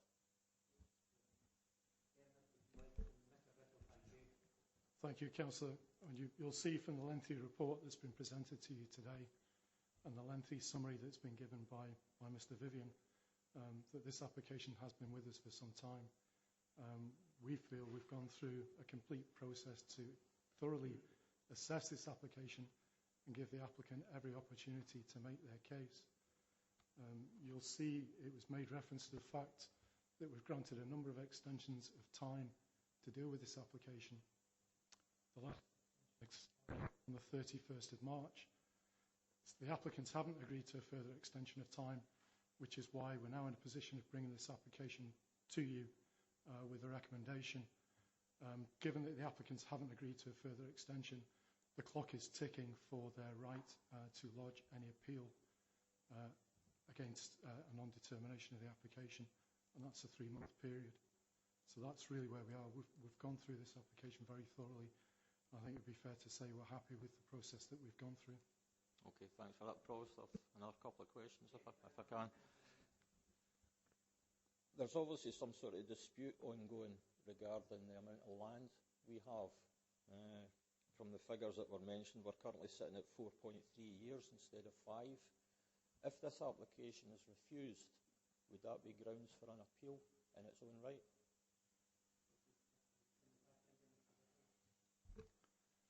I'm sure if the application were refused, the issue around land supply would be something that the applicants would wish to challenge the councillor on. You'll see again, as was mentioned in the summary, the position that we're in at the moment is that that's a shortfall as we stand at the moment. LDP2, the proposed plan, looks to deal with that immediate shortfall. Okay, and my last point, Provost, if I can. The issue of Gilston has obviously been going on for a good number of years now, and I can remember when I moved to Polmont in 1972, not long after that, they were talking about developing the area in question as well. And I was only 9 at the time, so it's a long time ago. There's been a lot of talk about Section 75 and how that would help to alleviate the problems. I don't believe it will. I think that the planning gain doesn't solve the problem associated with such a large development. There's obviously a lot of issues being highlighted by the Polmont Community Council already. The impact on the railway station, which is gradually getting even worse, the health centre, and also the local primary school. I don't think the infrastructure is in place at the moment to help support another 500 houses. The infrastructure needs to be in place before the development is built. That's my view. I won't be voting for the application. I'll be voting against it, the same as Councillor Nicholl and Councillor Alexander in this case, Provost. Thanks very much. Thank you very much for your input, sir. Councillor Reid. Yes, thank you, Provost. Yes, this particular site has been a subject of planning applications for about a quarter of a century, I think. The letter from the applicant states that a statement was made in June 2018 by our officers to the effect that land previously used for business could be set aside and changed to housing. Was in fact such a statement made, and in what context was it made?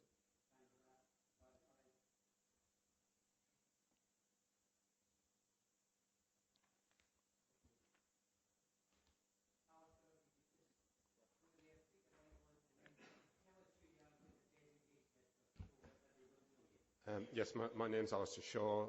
I'm the Development Plan Coordinator of the Council, responsible for preparing the development plan. There was I think the recommendation that's referred to there, June 2018, is when we were bringing our replacement local development plan, known as LDP2, before the Council. And there was a recommendation at that stage from officers that we adopted a mixed-use approach to the site. In other words, part of the site would be allocated for housing and part would remain as employment use.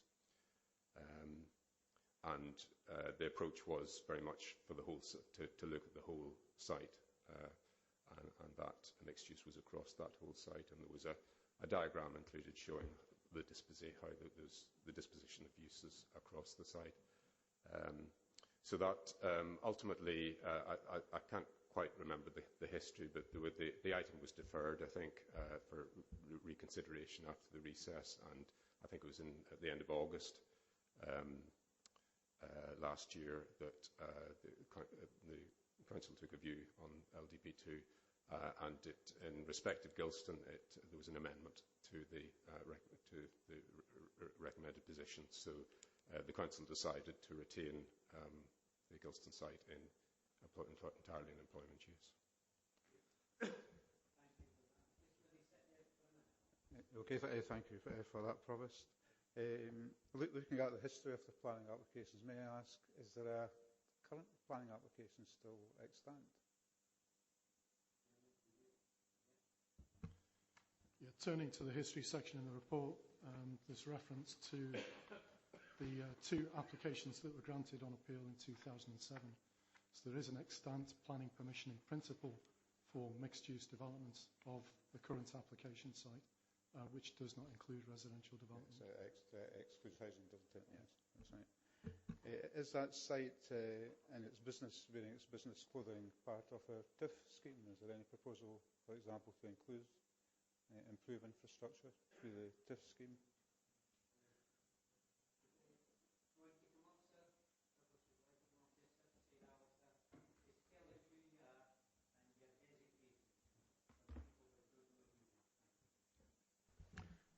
Douglas Duff, Head of Planning and Economic Development. The site is identified as a prospective development site for the TIF. There's no infrastructure works as enabling works identified in the business case. I take it there would be a hopeful timescale for that. The business case does identify an anticipated timescale for development taking place on the site that would allow contributions to be made towards the overall cost package of infrastructure in the TIF business case.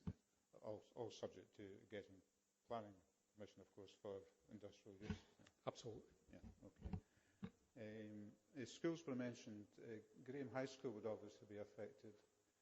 Graham High School is not within our ownership at the moment, and it says that the cost would be extremely high in that case, and might be not capable of implementation on a cheaper basis in 2025. Is that correct? What would you, Mr. Keith, would you like to confirm, sir? Just tell us who you are and your designation of people who don't know you, and then try and answer questions. Yeah, Richard Teed, Senior Fourth Planning Officer, Children's Services. Yes, Councillor, absolutely right. 2025 is when the current arrangements close. The decision as to whether we take ownership of those schools in 2025 has still got to be decided. But in the interim, we're under contract with Class 98 who run that school, and as we're finding with the current Larbert High School expansion, that has its own set of problems in terms of expanding a school which is on a PFI arrangement. So that was why it was mentioned in the officer's report and in my submission to planning.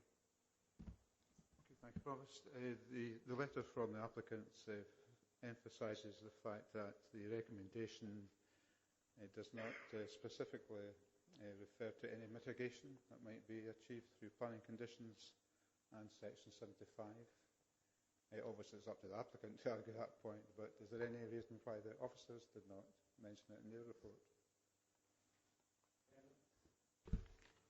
You'll see this reference. It's not mentioned in the conclusion, but it is referenced through the body of the report in relation to particular points. What would be required or what would be sought in the way of mitigation to compensate or mitigation for this particular development. A final point, and I don't like to ask hypothetical questions, particularly of officers, but if an application were to be received for a smaller amount of houses, would it be considered on its own merits? As you say, we don't like answering hypothetical questions. But yes, any application would be considered on its own merits, obviously in relation to the development plan and any material considerations that came forward as part of that application. Okay, thank you, Provost. Thank you. My question is in a similar vein to Councillor Reid's. There's a great need for housing in our area. We have, I believe, spent 1.5 million on the installation of infrastructure so far and failed to sell any of the sites for the development that was needed.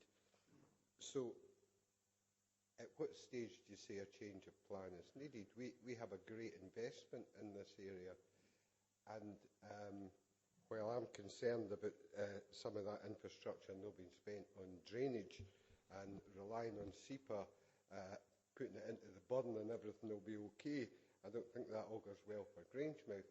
But smaller developments, maybe for much needed housing, is something that maybe our planners need to look at, because a great deal of money has already been spent giving access to this site. And let's be under no illusion, this is a great site. I mean, the access to the motorway to Glasgow and Edinburgh is second to none. And I would imagine that developers will come again. So we need to, without a crystal ball, look at how we're going to develop this site and what we're going to do.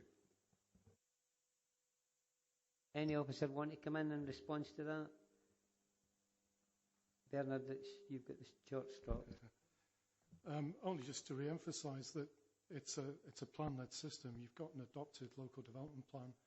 You're in the process of that local development plan being reviewed with LDP2, the proposed plan coming before you very, very soon.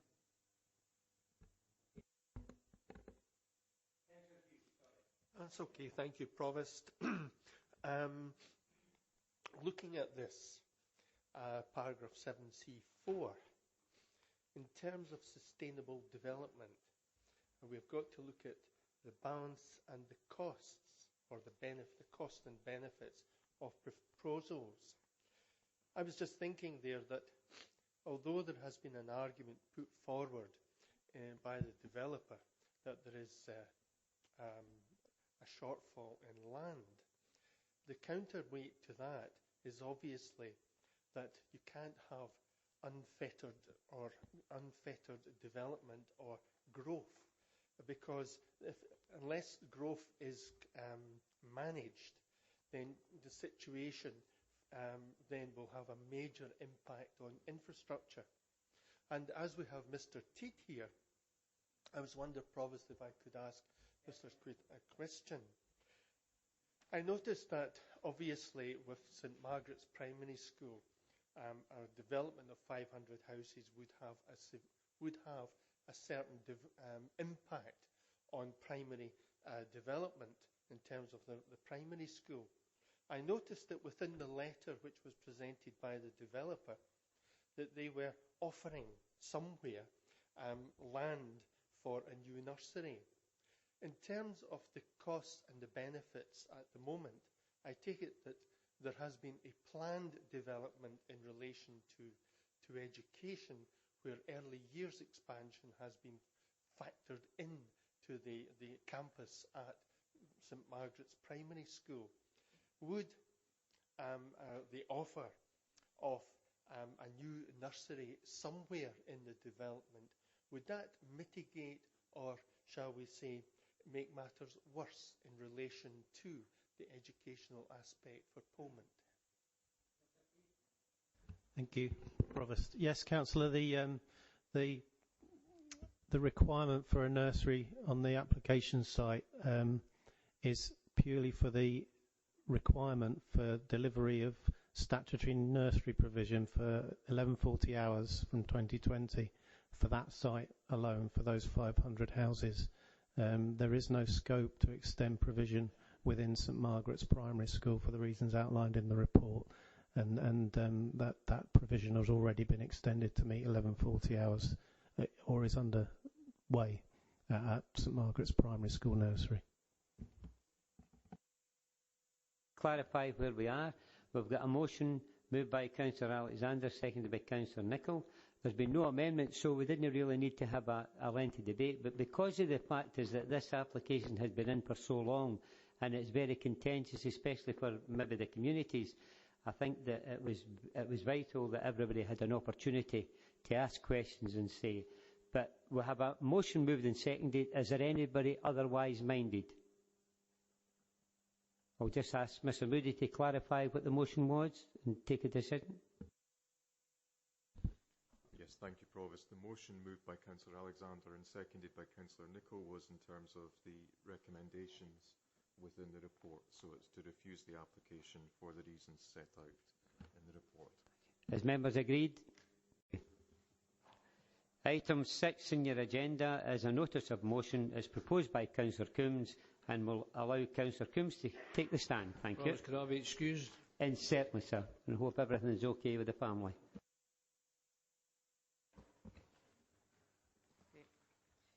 Thank you, Provost. It's a very basic request, and I hope I won't detain members for very long. Members will recall that when INEOS submitted their planning application to close the Bowness Road, the application was deemed to be a national development. The whole Council considered this application in September 2017, and the record shows that this Council unanimously decided to refuse permission. Our officers defended this decision on all our behalves at a public inquiry held February-March last year. The record shows that our officers won the technical argument and persuaded the two experienced reporters that the Council's decision was right. Only the SNP Planning Minister disagreed, and although legal advice has shown that there were good grounds for a challenge, the record shows that the SNP members on the Planning Committee, along with the Tories, chose to save the Minister's blushes and voted against challenging Mr Stewart. The planning decision therefore stands and is also now part of the record. However, to quote the Minister in his decision, the grant of planning permission is of itself not sufficient to determine whether the road should be stopped up as a public road. For this to occur, further process is required in the form of a stopping up order. Such process would consider and determine whether a right of way for the public over the road should continue. End of quote. If this Council decided to enact the stopping up order, and it is up to this Council to decide whether or not to do that, then because the original planning application was determined by this Council, the detailed proposal of a stopping up order and any duly made representations to such an order should also be considered by this Council and not just the Planning Committee. Angus MacDonald MSP recently said in Scottish Parliament that the closure of the road would result in INEOS spending £22 million. I fear, like me, that he needs new glasses. Perhaps he misread the spin given to him by the SNP spin doctors, who are desperately trying to soft soap a deeply unpopular decision. I look forward to hearing the details of this money, but that's a debate for another day. The people of Grangemouth and Bowness, and indeed any resident in Falkirk, would never forgive or understand this chamber scrutinising one decision and then delegating the most important process to a committee.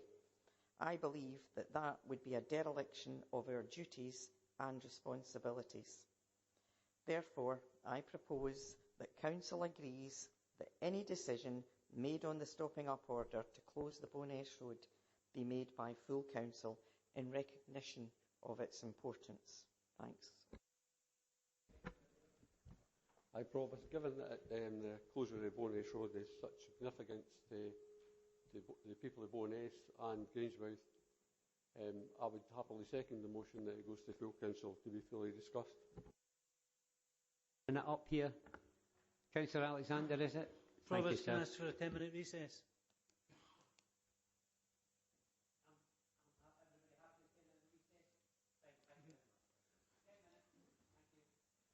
Can I ask that the planners come with us?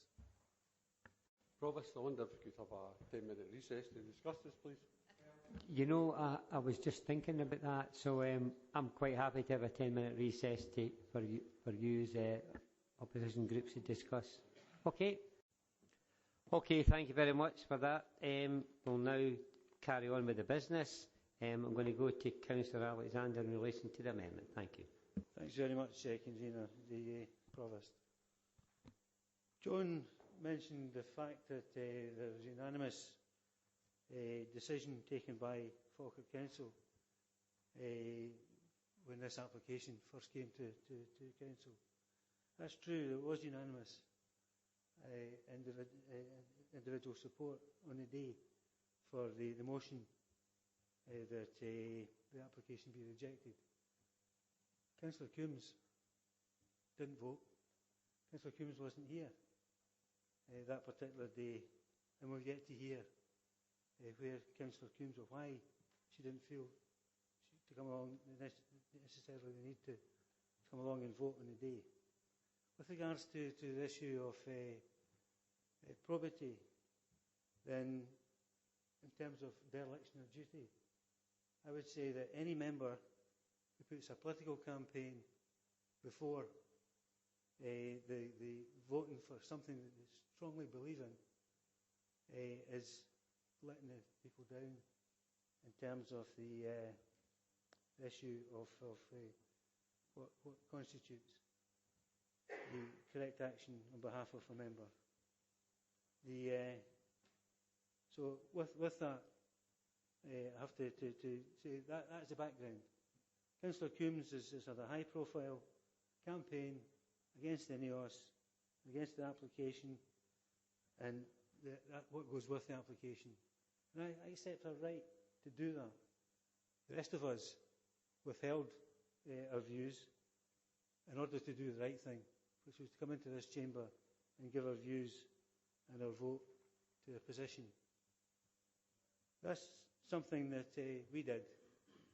Councillor Coombs felt it more beneficial to be involved in a political campaign, as he still does. And my concern is, Convener, with the moving of this particular motion, is that we are giving INEOS, in this case, a stick in which to beat the authority with. Simply because Mrs. Coombs has been quite clear that she is opposed to the application and that she wants to see the application defeated. Perfectly acceptable position, providing you're prepared to give up the right to vote in this chamber.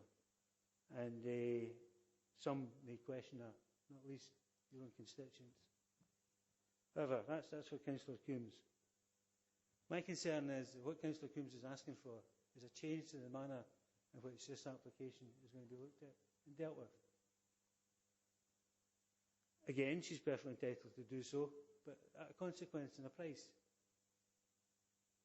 INEOS are like any other commercial company. They're there to make profits. They're there to ensure that they get maximum return for their benefits, and they make maximum return from their investments also.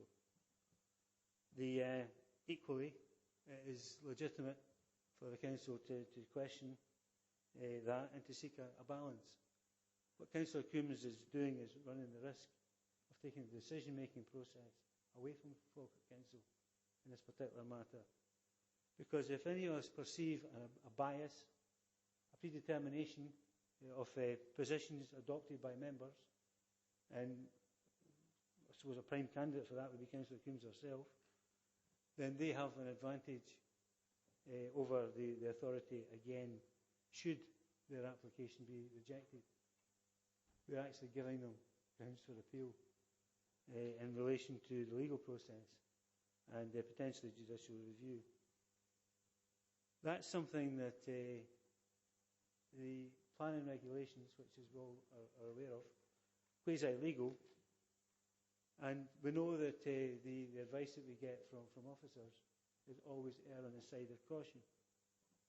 There's no caution that's contained in this motion today. What there is, and it was backed up by a political statement, criticising SNP ministers, fine. Again, Councillor Coombs is entitled to criticise SNP ministers. I criticise SNP ministers. So do the Deputy Provost, so does the leader, when they're due for criticism.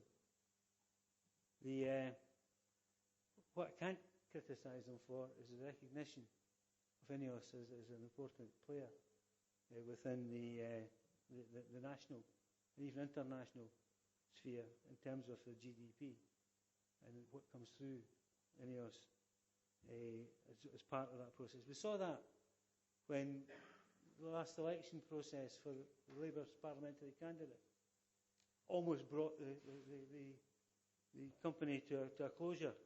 We saw how quickly ministers from the Scottish Government, from Westminster, came together to try to resolve that. So we know that there's a national position there. The irony is that if Mrs Coombs' motion is accepted today, she makes it even more likely that the decision will be taken away from Falkirk Council with regards to the stop and off order and transferred to Edinburgh. All INEOS have to do is to say that they're unhappy with the process within Falkirk Council, submit an application to Scottish Government, and the decision is taken from us to Holyrood. And we know Holyrood have a different agenda from us. We have purely, as understandable as local politicians, we have a local element, we have a local consideration, and we have local responsibilities. We look at things in a local manner. They look at things in a national manner. And yet, Councillor Coombs wishes to give the rise to the potential for this to be transferred to Edinburgh rather than here in Falkirk. I find that absolutely bizarre. Absolutely bizarre. Why run the risk just in order to be able to stand up in the chamber and criticise SNP national politicians? Our comments regarding Angus MacDonald are an absolute disgrace, because Angus MacDonald has done more to promote the campaign against closure of the Bowness Road than Mrs Coombs has done, or anyone else for that matter. He has always represented the interests of the people of Bowness and Grangemouth. But never let the facts get in the way of a good rant. And it's maybe a wee while since we had a political debate within the chamber. I just do not understand why it's around the planning issues rather than policy issues, because the fact remains that what Councillor Coombs is promoting today is nothing more than just political posturing.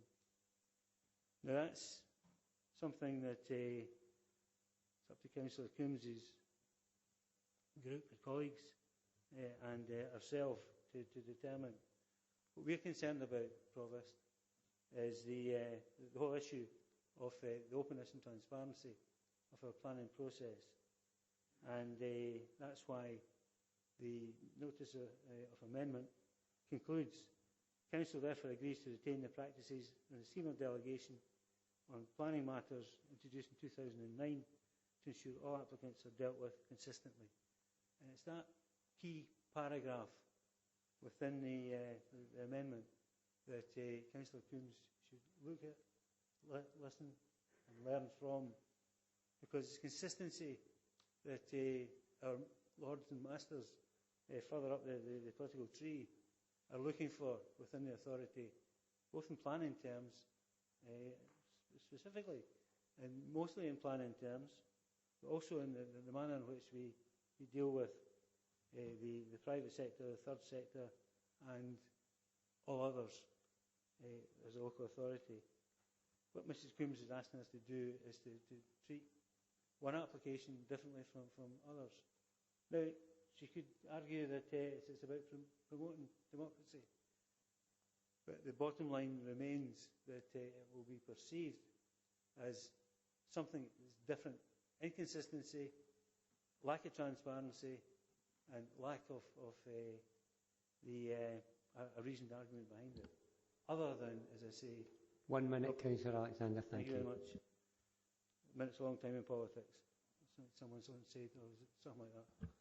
But we look forward to Mrs. Coombs explaining and summing up just exactly why she thinks that giving the perceived perception that all is not open and transparent within this particular process, this application should be treated differently from other applications of a similar nature, why that is the case,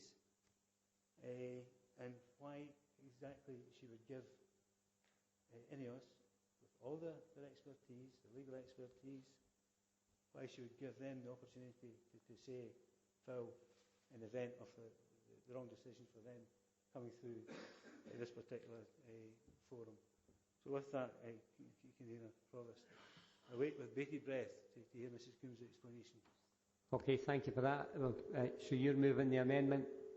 Yeah. Have we got a second there? Councillor Meiklejohn? I'm happy to second, but I would reserve the right to come back, Provost.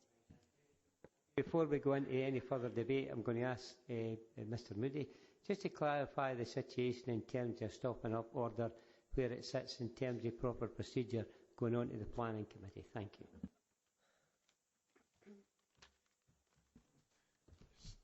Thank you, Provost, and it is maybe helpful just to summarise what the current situation is before we enter into the debate on whether to change that in light of Councillor Coombs' motion. In accordance with your current scheme of delegation, the making of a stopping up order is a delegated matter which would lie with the Director of Development Services. She would be entitled to refer that to the Planning Committee as something more appropriately dealt with at that level.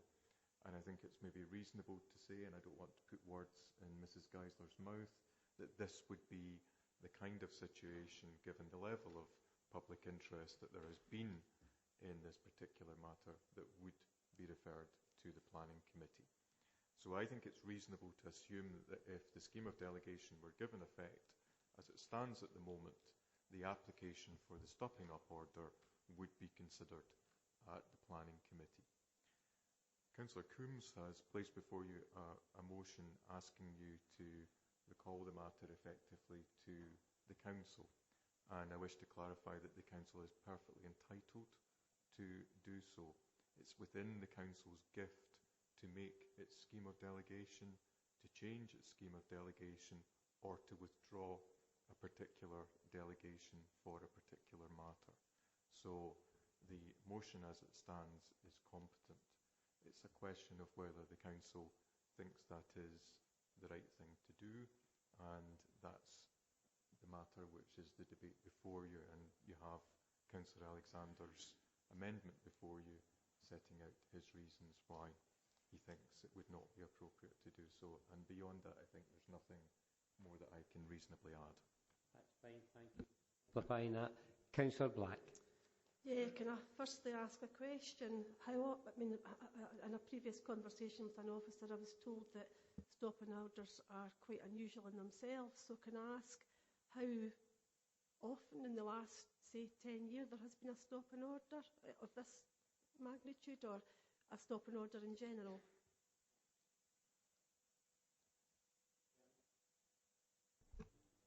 You're right, Councillor, they are very few and far between. I can't think of anything of this magnitude that we've had. The only ones I can think of have been very small-scale things, which have been dealt with under delegated powers. Can you give me an example of a very small one?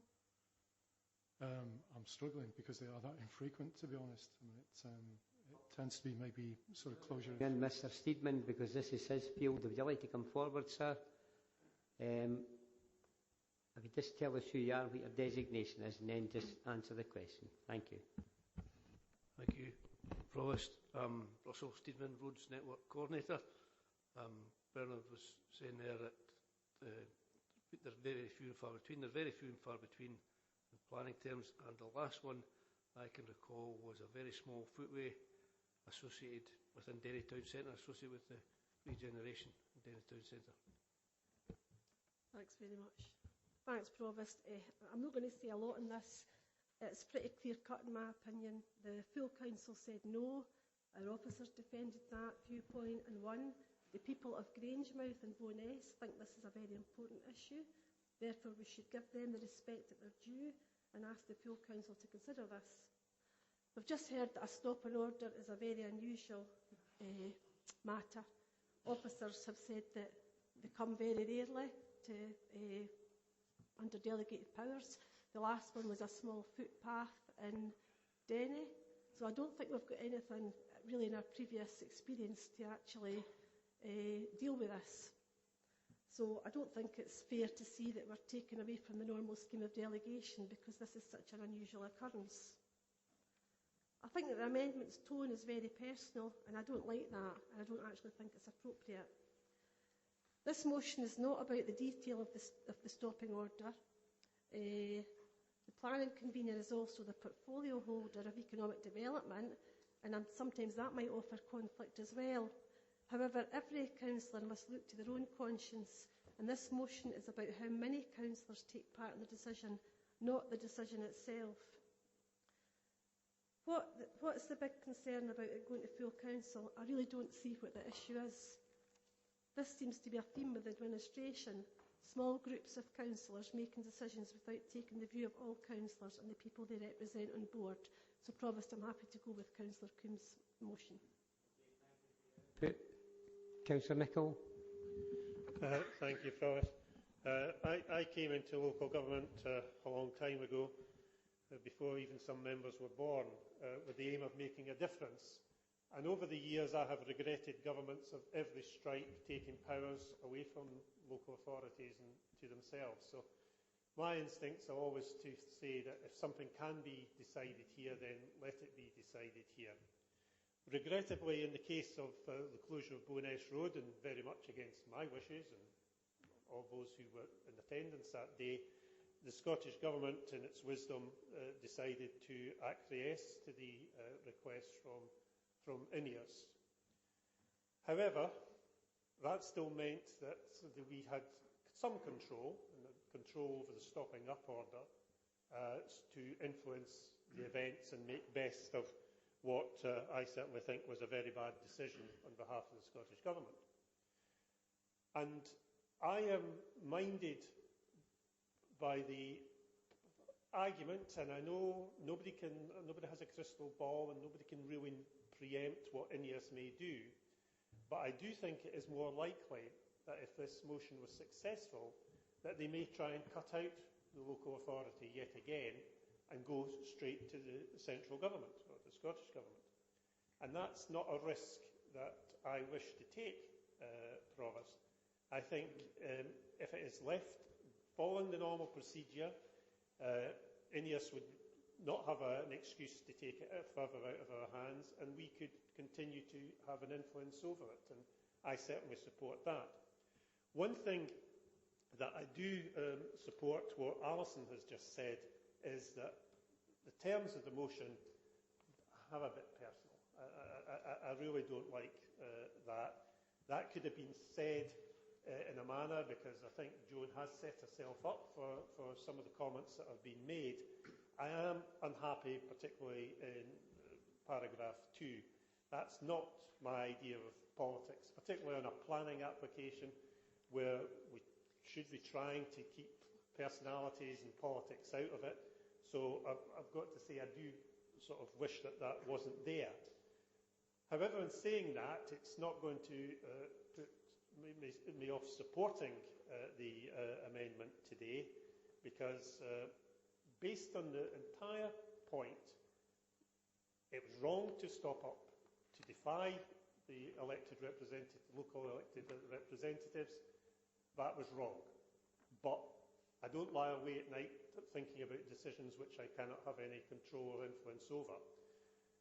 So if we do this, I'm convinced, and as you can tell, Provost, I'm just going through the logic of this, because there's good points and bad points on both sides, if we can deter INEOS from going again to the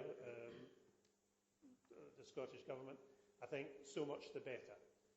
So I will be supporting the amendment put forward by David Alexander, but however, I do wish him to know that I don't like paragraph 2, David, but however, that's politics, I suppose. Thank you, Provost. I think we need to make it clear, because I think there's a potential of things becoming conflated.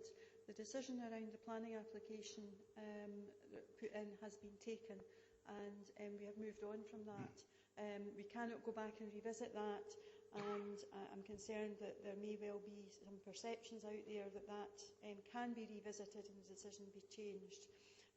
But we're not discussing today the terms of the stopping up order, but we need to recognise that it's different, it's under different legislation, that's been put forward, and therefore I think the move of the motion has conflated the two issues, and you're not comparing apples with apples in this process. Scheme of delegation is there for a reason, and the Director of Development Services felt that this was an appropriate decision to be taken by the Planning Committee, and that would be the best place for that to be taken. I actually agree that the skills and expertise around that particular table and taking it out of being in a political environment, I think bringing it to Council has the potential to deflect the actual decision and what we're actually there to do from that process. I think Councillor Nicholl has very well put good reasons why we need to retain as much of the control and influence as possible. As part of the planning application process, we did not decide the application in Falkirk. We were asked for a view given to the Scottish Government. Similarly, if we now take a decision to move this to full council and INEOS decide that they are going to take that to the Scottish Government, we dilute the ability to have the influence that we would want to have. We dilute the ability to be able to represent our communities and make sure that we get round the table and negotiate with INEOS, because it then becomes a tripartite rather than a partnership. That is why I think that the decisions should be made locally, and that allows us to then start to get to the next stage to talk about the difficult decisions and the difficult negotiations that we probably will have to have directly with INEOS in order to be able to safeguard our communities going forward and not play politics. Councillor Blackwood, then Councillor Murtagh. Thank you. Thanks, Provost. Just on that second last paragraph of the amendment, encourage the company to take the application directly to the Scottish Minister. It's probably a legal question I'm looking for advice here. What surprises me, if they have the ability to do that, and based on the decision we took at full council to refuse the closure of the road, why are they bothering with us? Why are they going straight to the Scottish Minister? Because that's where they'll get the answer. Provost, I think all I can say is that there are two alternatives, as a matter of fact, available to INEOS in the situation. There are two separate statutory powers under the Town and Country Planning Act, one given to the Scottish Ministers to stop up the road and one given to the local authority to stop up the road. I think, as a matter of fact, there is an application before the Council to stop up the road, but there would be nothing to prevent INEOS, I think, as Councillor Blackwood observes, from going straight to the Scottish Ministers, but I can't look in INEOS's mind to see why they haven't done one or the other. So what we're saying here then, this decision here, a full council take a decision to refuse the road, planning committee took a decision not to appeal. So is there a fear for INEOS that the full council will take a decision for the stopping up order? Planning committee will take an alternative decision. It's a bit worrying here. 19.1, Provost. Is that another 19.1? I think there's a serious issue that's been raised by Councillor Blackwood. That's not what we were saying. What we are saying is that any change to the process will allow INEOS to potentially raise that action against us. That is the issue. Okay, thank you. Pardon? To change the decision, the original decision was taken at full council. Perhaps Mr Moody could clarify around the decision process, because I think people are getting a little bit confused about what decision was taken when. I think, Provost, the question is not about a change to the decision, it's the change to the body that will take the decision that the point is being raised, the change from the assumption that it will be taken by the Planning Committee, having been referred there by the Director of Development Services, to the full Council. That, as I understand it, is the point that's being addressed in Councillor Alexander's amendment. Thank you, Provost. And I think I'm starting to continually get slightly alarmed that we clarify that we're not talking about planning application, or when we refer to decisions that were made at full council, no decision has ever been made on full council about stopping up order, because it's never been presented, and it's a completely different issue, and it's not helpful to continually conflate these two things. From my point of view, when we look at this, what we're looking at is a practical understanding of the decisions we've got before us as a council, in my mind. It's not a personal issue, it's relevant to the context of what's being proposed, that if the stopping up order, if it's perceived by INEOS as being the applicant, that they are being treated differently than in any other circumstance, notwithstanding that there aren't many stopping up orders, but that there's a deliberate move to treat them differently, and that move is being made by those who have already expressed political interest in a campaign against them, then that, as we need to consider, makes it more likely for them to take the action of going directly to ministers. And to me, that's the crucial point, is that we have to consider how our actions in this chamber make things more or less likely, and the benefit or otherwise to our communities that has. From what I understand it, the benefit of us as a council having control over this entirely new decision of a stopping up order and what conditions might be imposed on that is that our officers and INEOS will be able to have discussion and come to an agreement about conditions and present them to us as a body, as a council, for us as councillors to make decisions on. Therefore, the control over those conditions within that stopping up order rests with us as a council.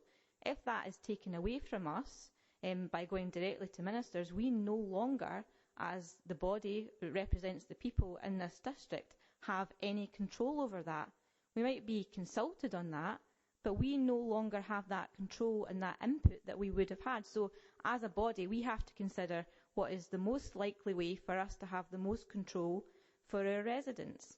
And to me, that is not by making political statements in a chamber which make it more likely that that control is taken away from us.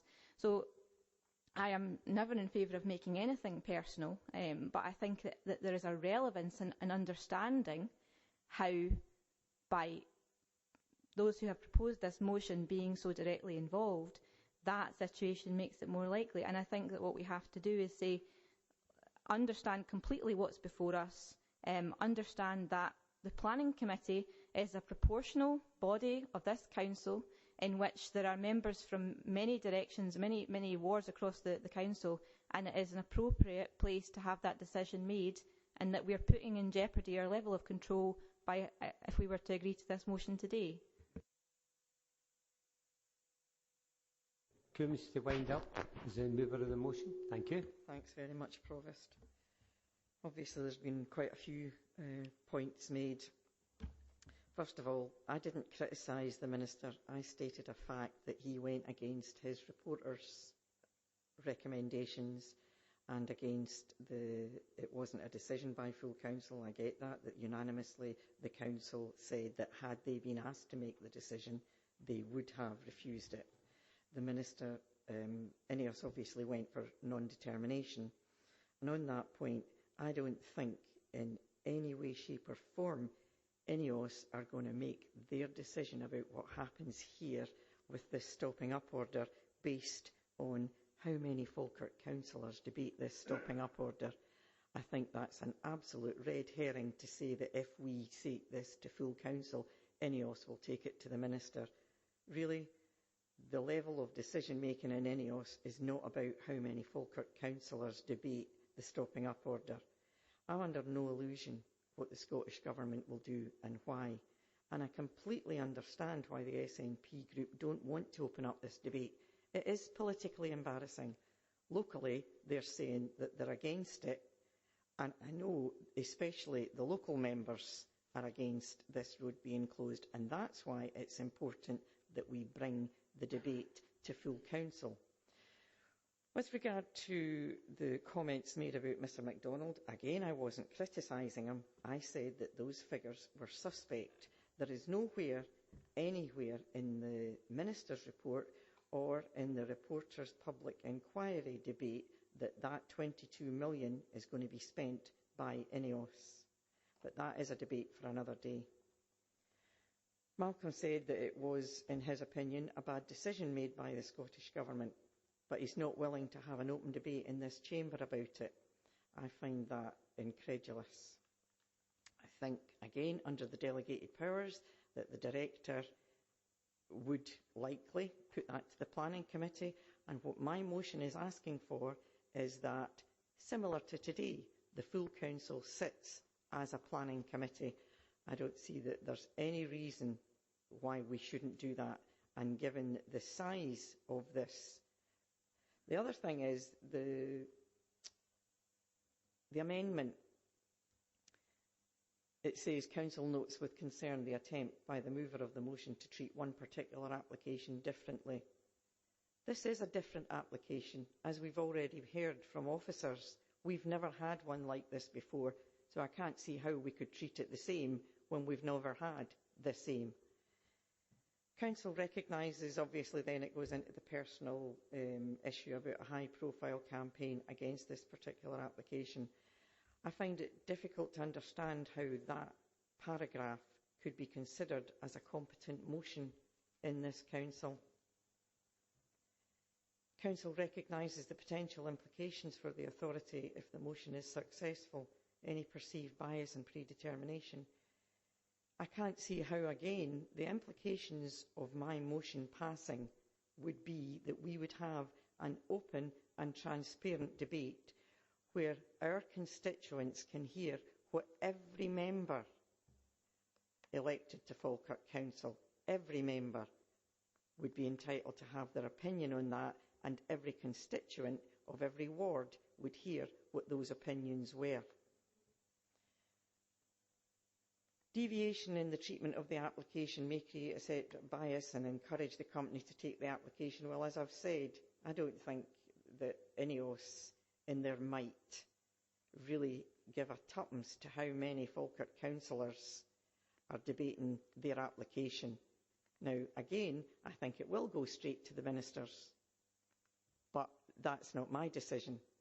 And I don't believe, again, that INEOS or the Scottish Government really care whether this goes to our planning committee or whether it comes to full council, but I believe that we, as I said in the motion, would be remiss if we didn't debate this as a full council.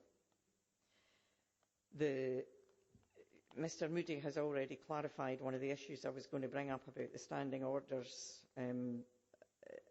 I thought we may have to suspend standing orders, but obviously not, because, as I say, he covered it earlier. This is, as has been stated by the Scottish Government, a national development, and there hasn't been an issue of this type ever before. I think that Councillor Alexander said that we would be limiting our right to debate this. I think, on the contrary, what I'm asking for is for the right to come into chamber with everybody here and debate it. I would also ask that Councillor Alexander doesn't give put words in my mouth, basically, or make my decisions for me. I've never said whether or not I think this road should be closed. This debate is about democracy, and it's about people having the right to say what goes on in their town. And I'm just going to finish with this because we can see where this is going. As I say, I can understand why this red herring's been thrown out there. But Mr. Moody says that it would be up to the director under the scheme of delegations to decide where this is made. So as the planning committee or as the full council sitting as the planning committee, and the final decision is, as we've been advised, is this the right thing to do, to have it debated as full council? And I find it very, very depressing that members in here don't think it's the right thing to do to have an open and transparent discussion about this issue. Provost. Yes, Provost, the Councillor Coombs challenged me at the end of a contribution there. The bottom line is that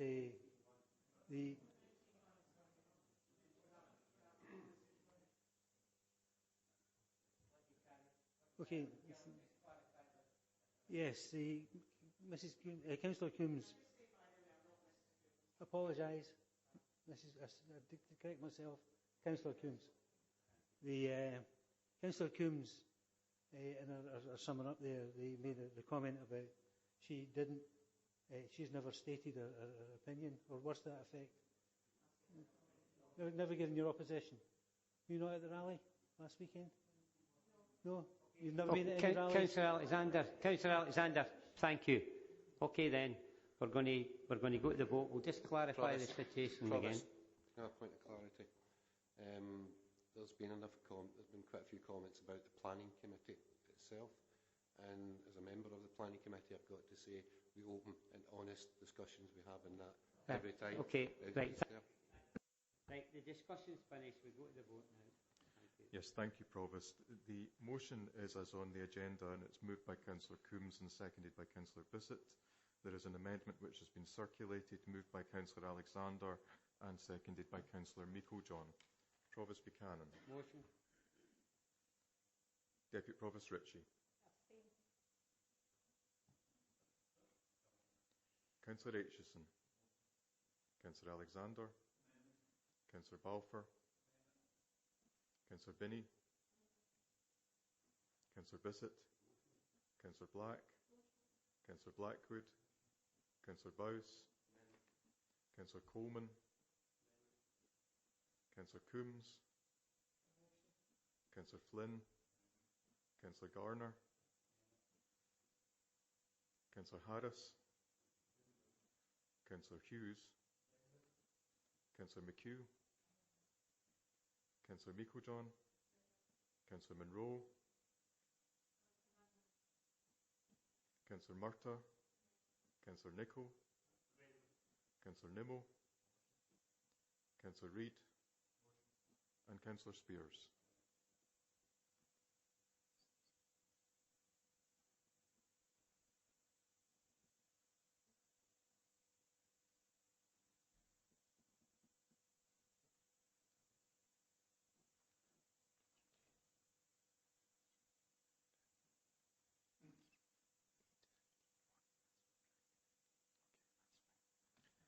Provost, there were 8 votes for the motion. There are 15 votes for the amendment. There was 1 abstention. The amendment is carried. Just before you go, I've just got two items here we'd just like to discuss. The first one is that after the aftermath of the terrible shootings in Christchurch, many organisations and local governments and major governments had contacted the Mayor of Christchurch with sending condolences. I did this on everybody's behalf. I've received a letter back from the Mayor, and what I'm going to do, I'm going to copy it and put it in everybody's desks. Okay? Thank you. The second part is, obviously, we're all a bit traumatised with the terrible fire, and their sympathies go out with the organisations involved in Bowness. Thank you very much. Thanks for your attention.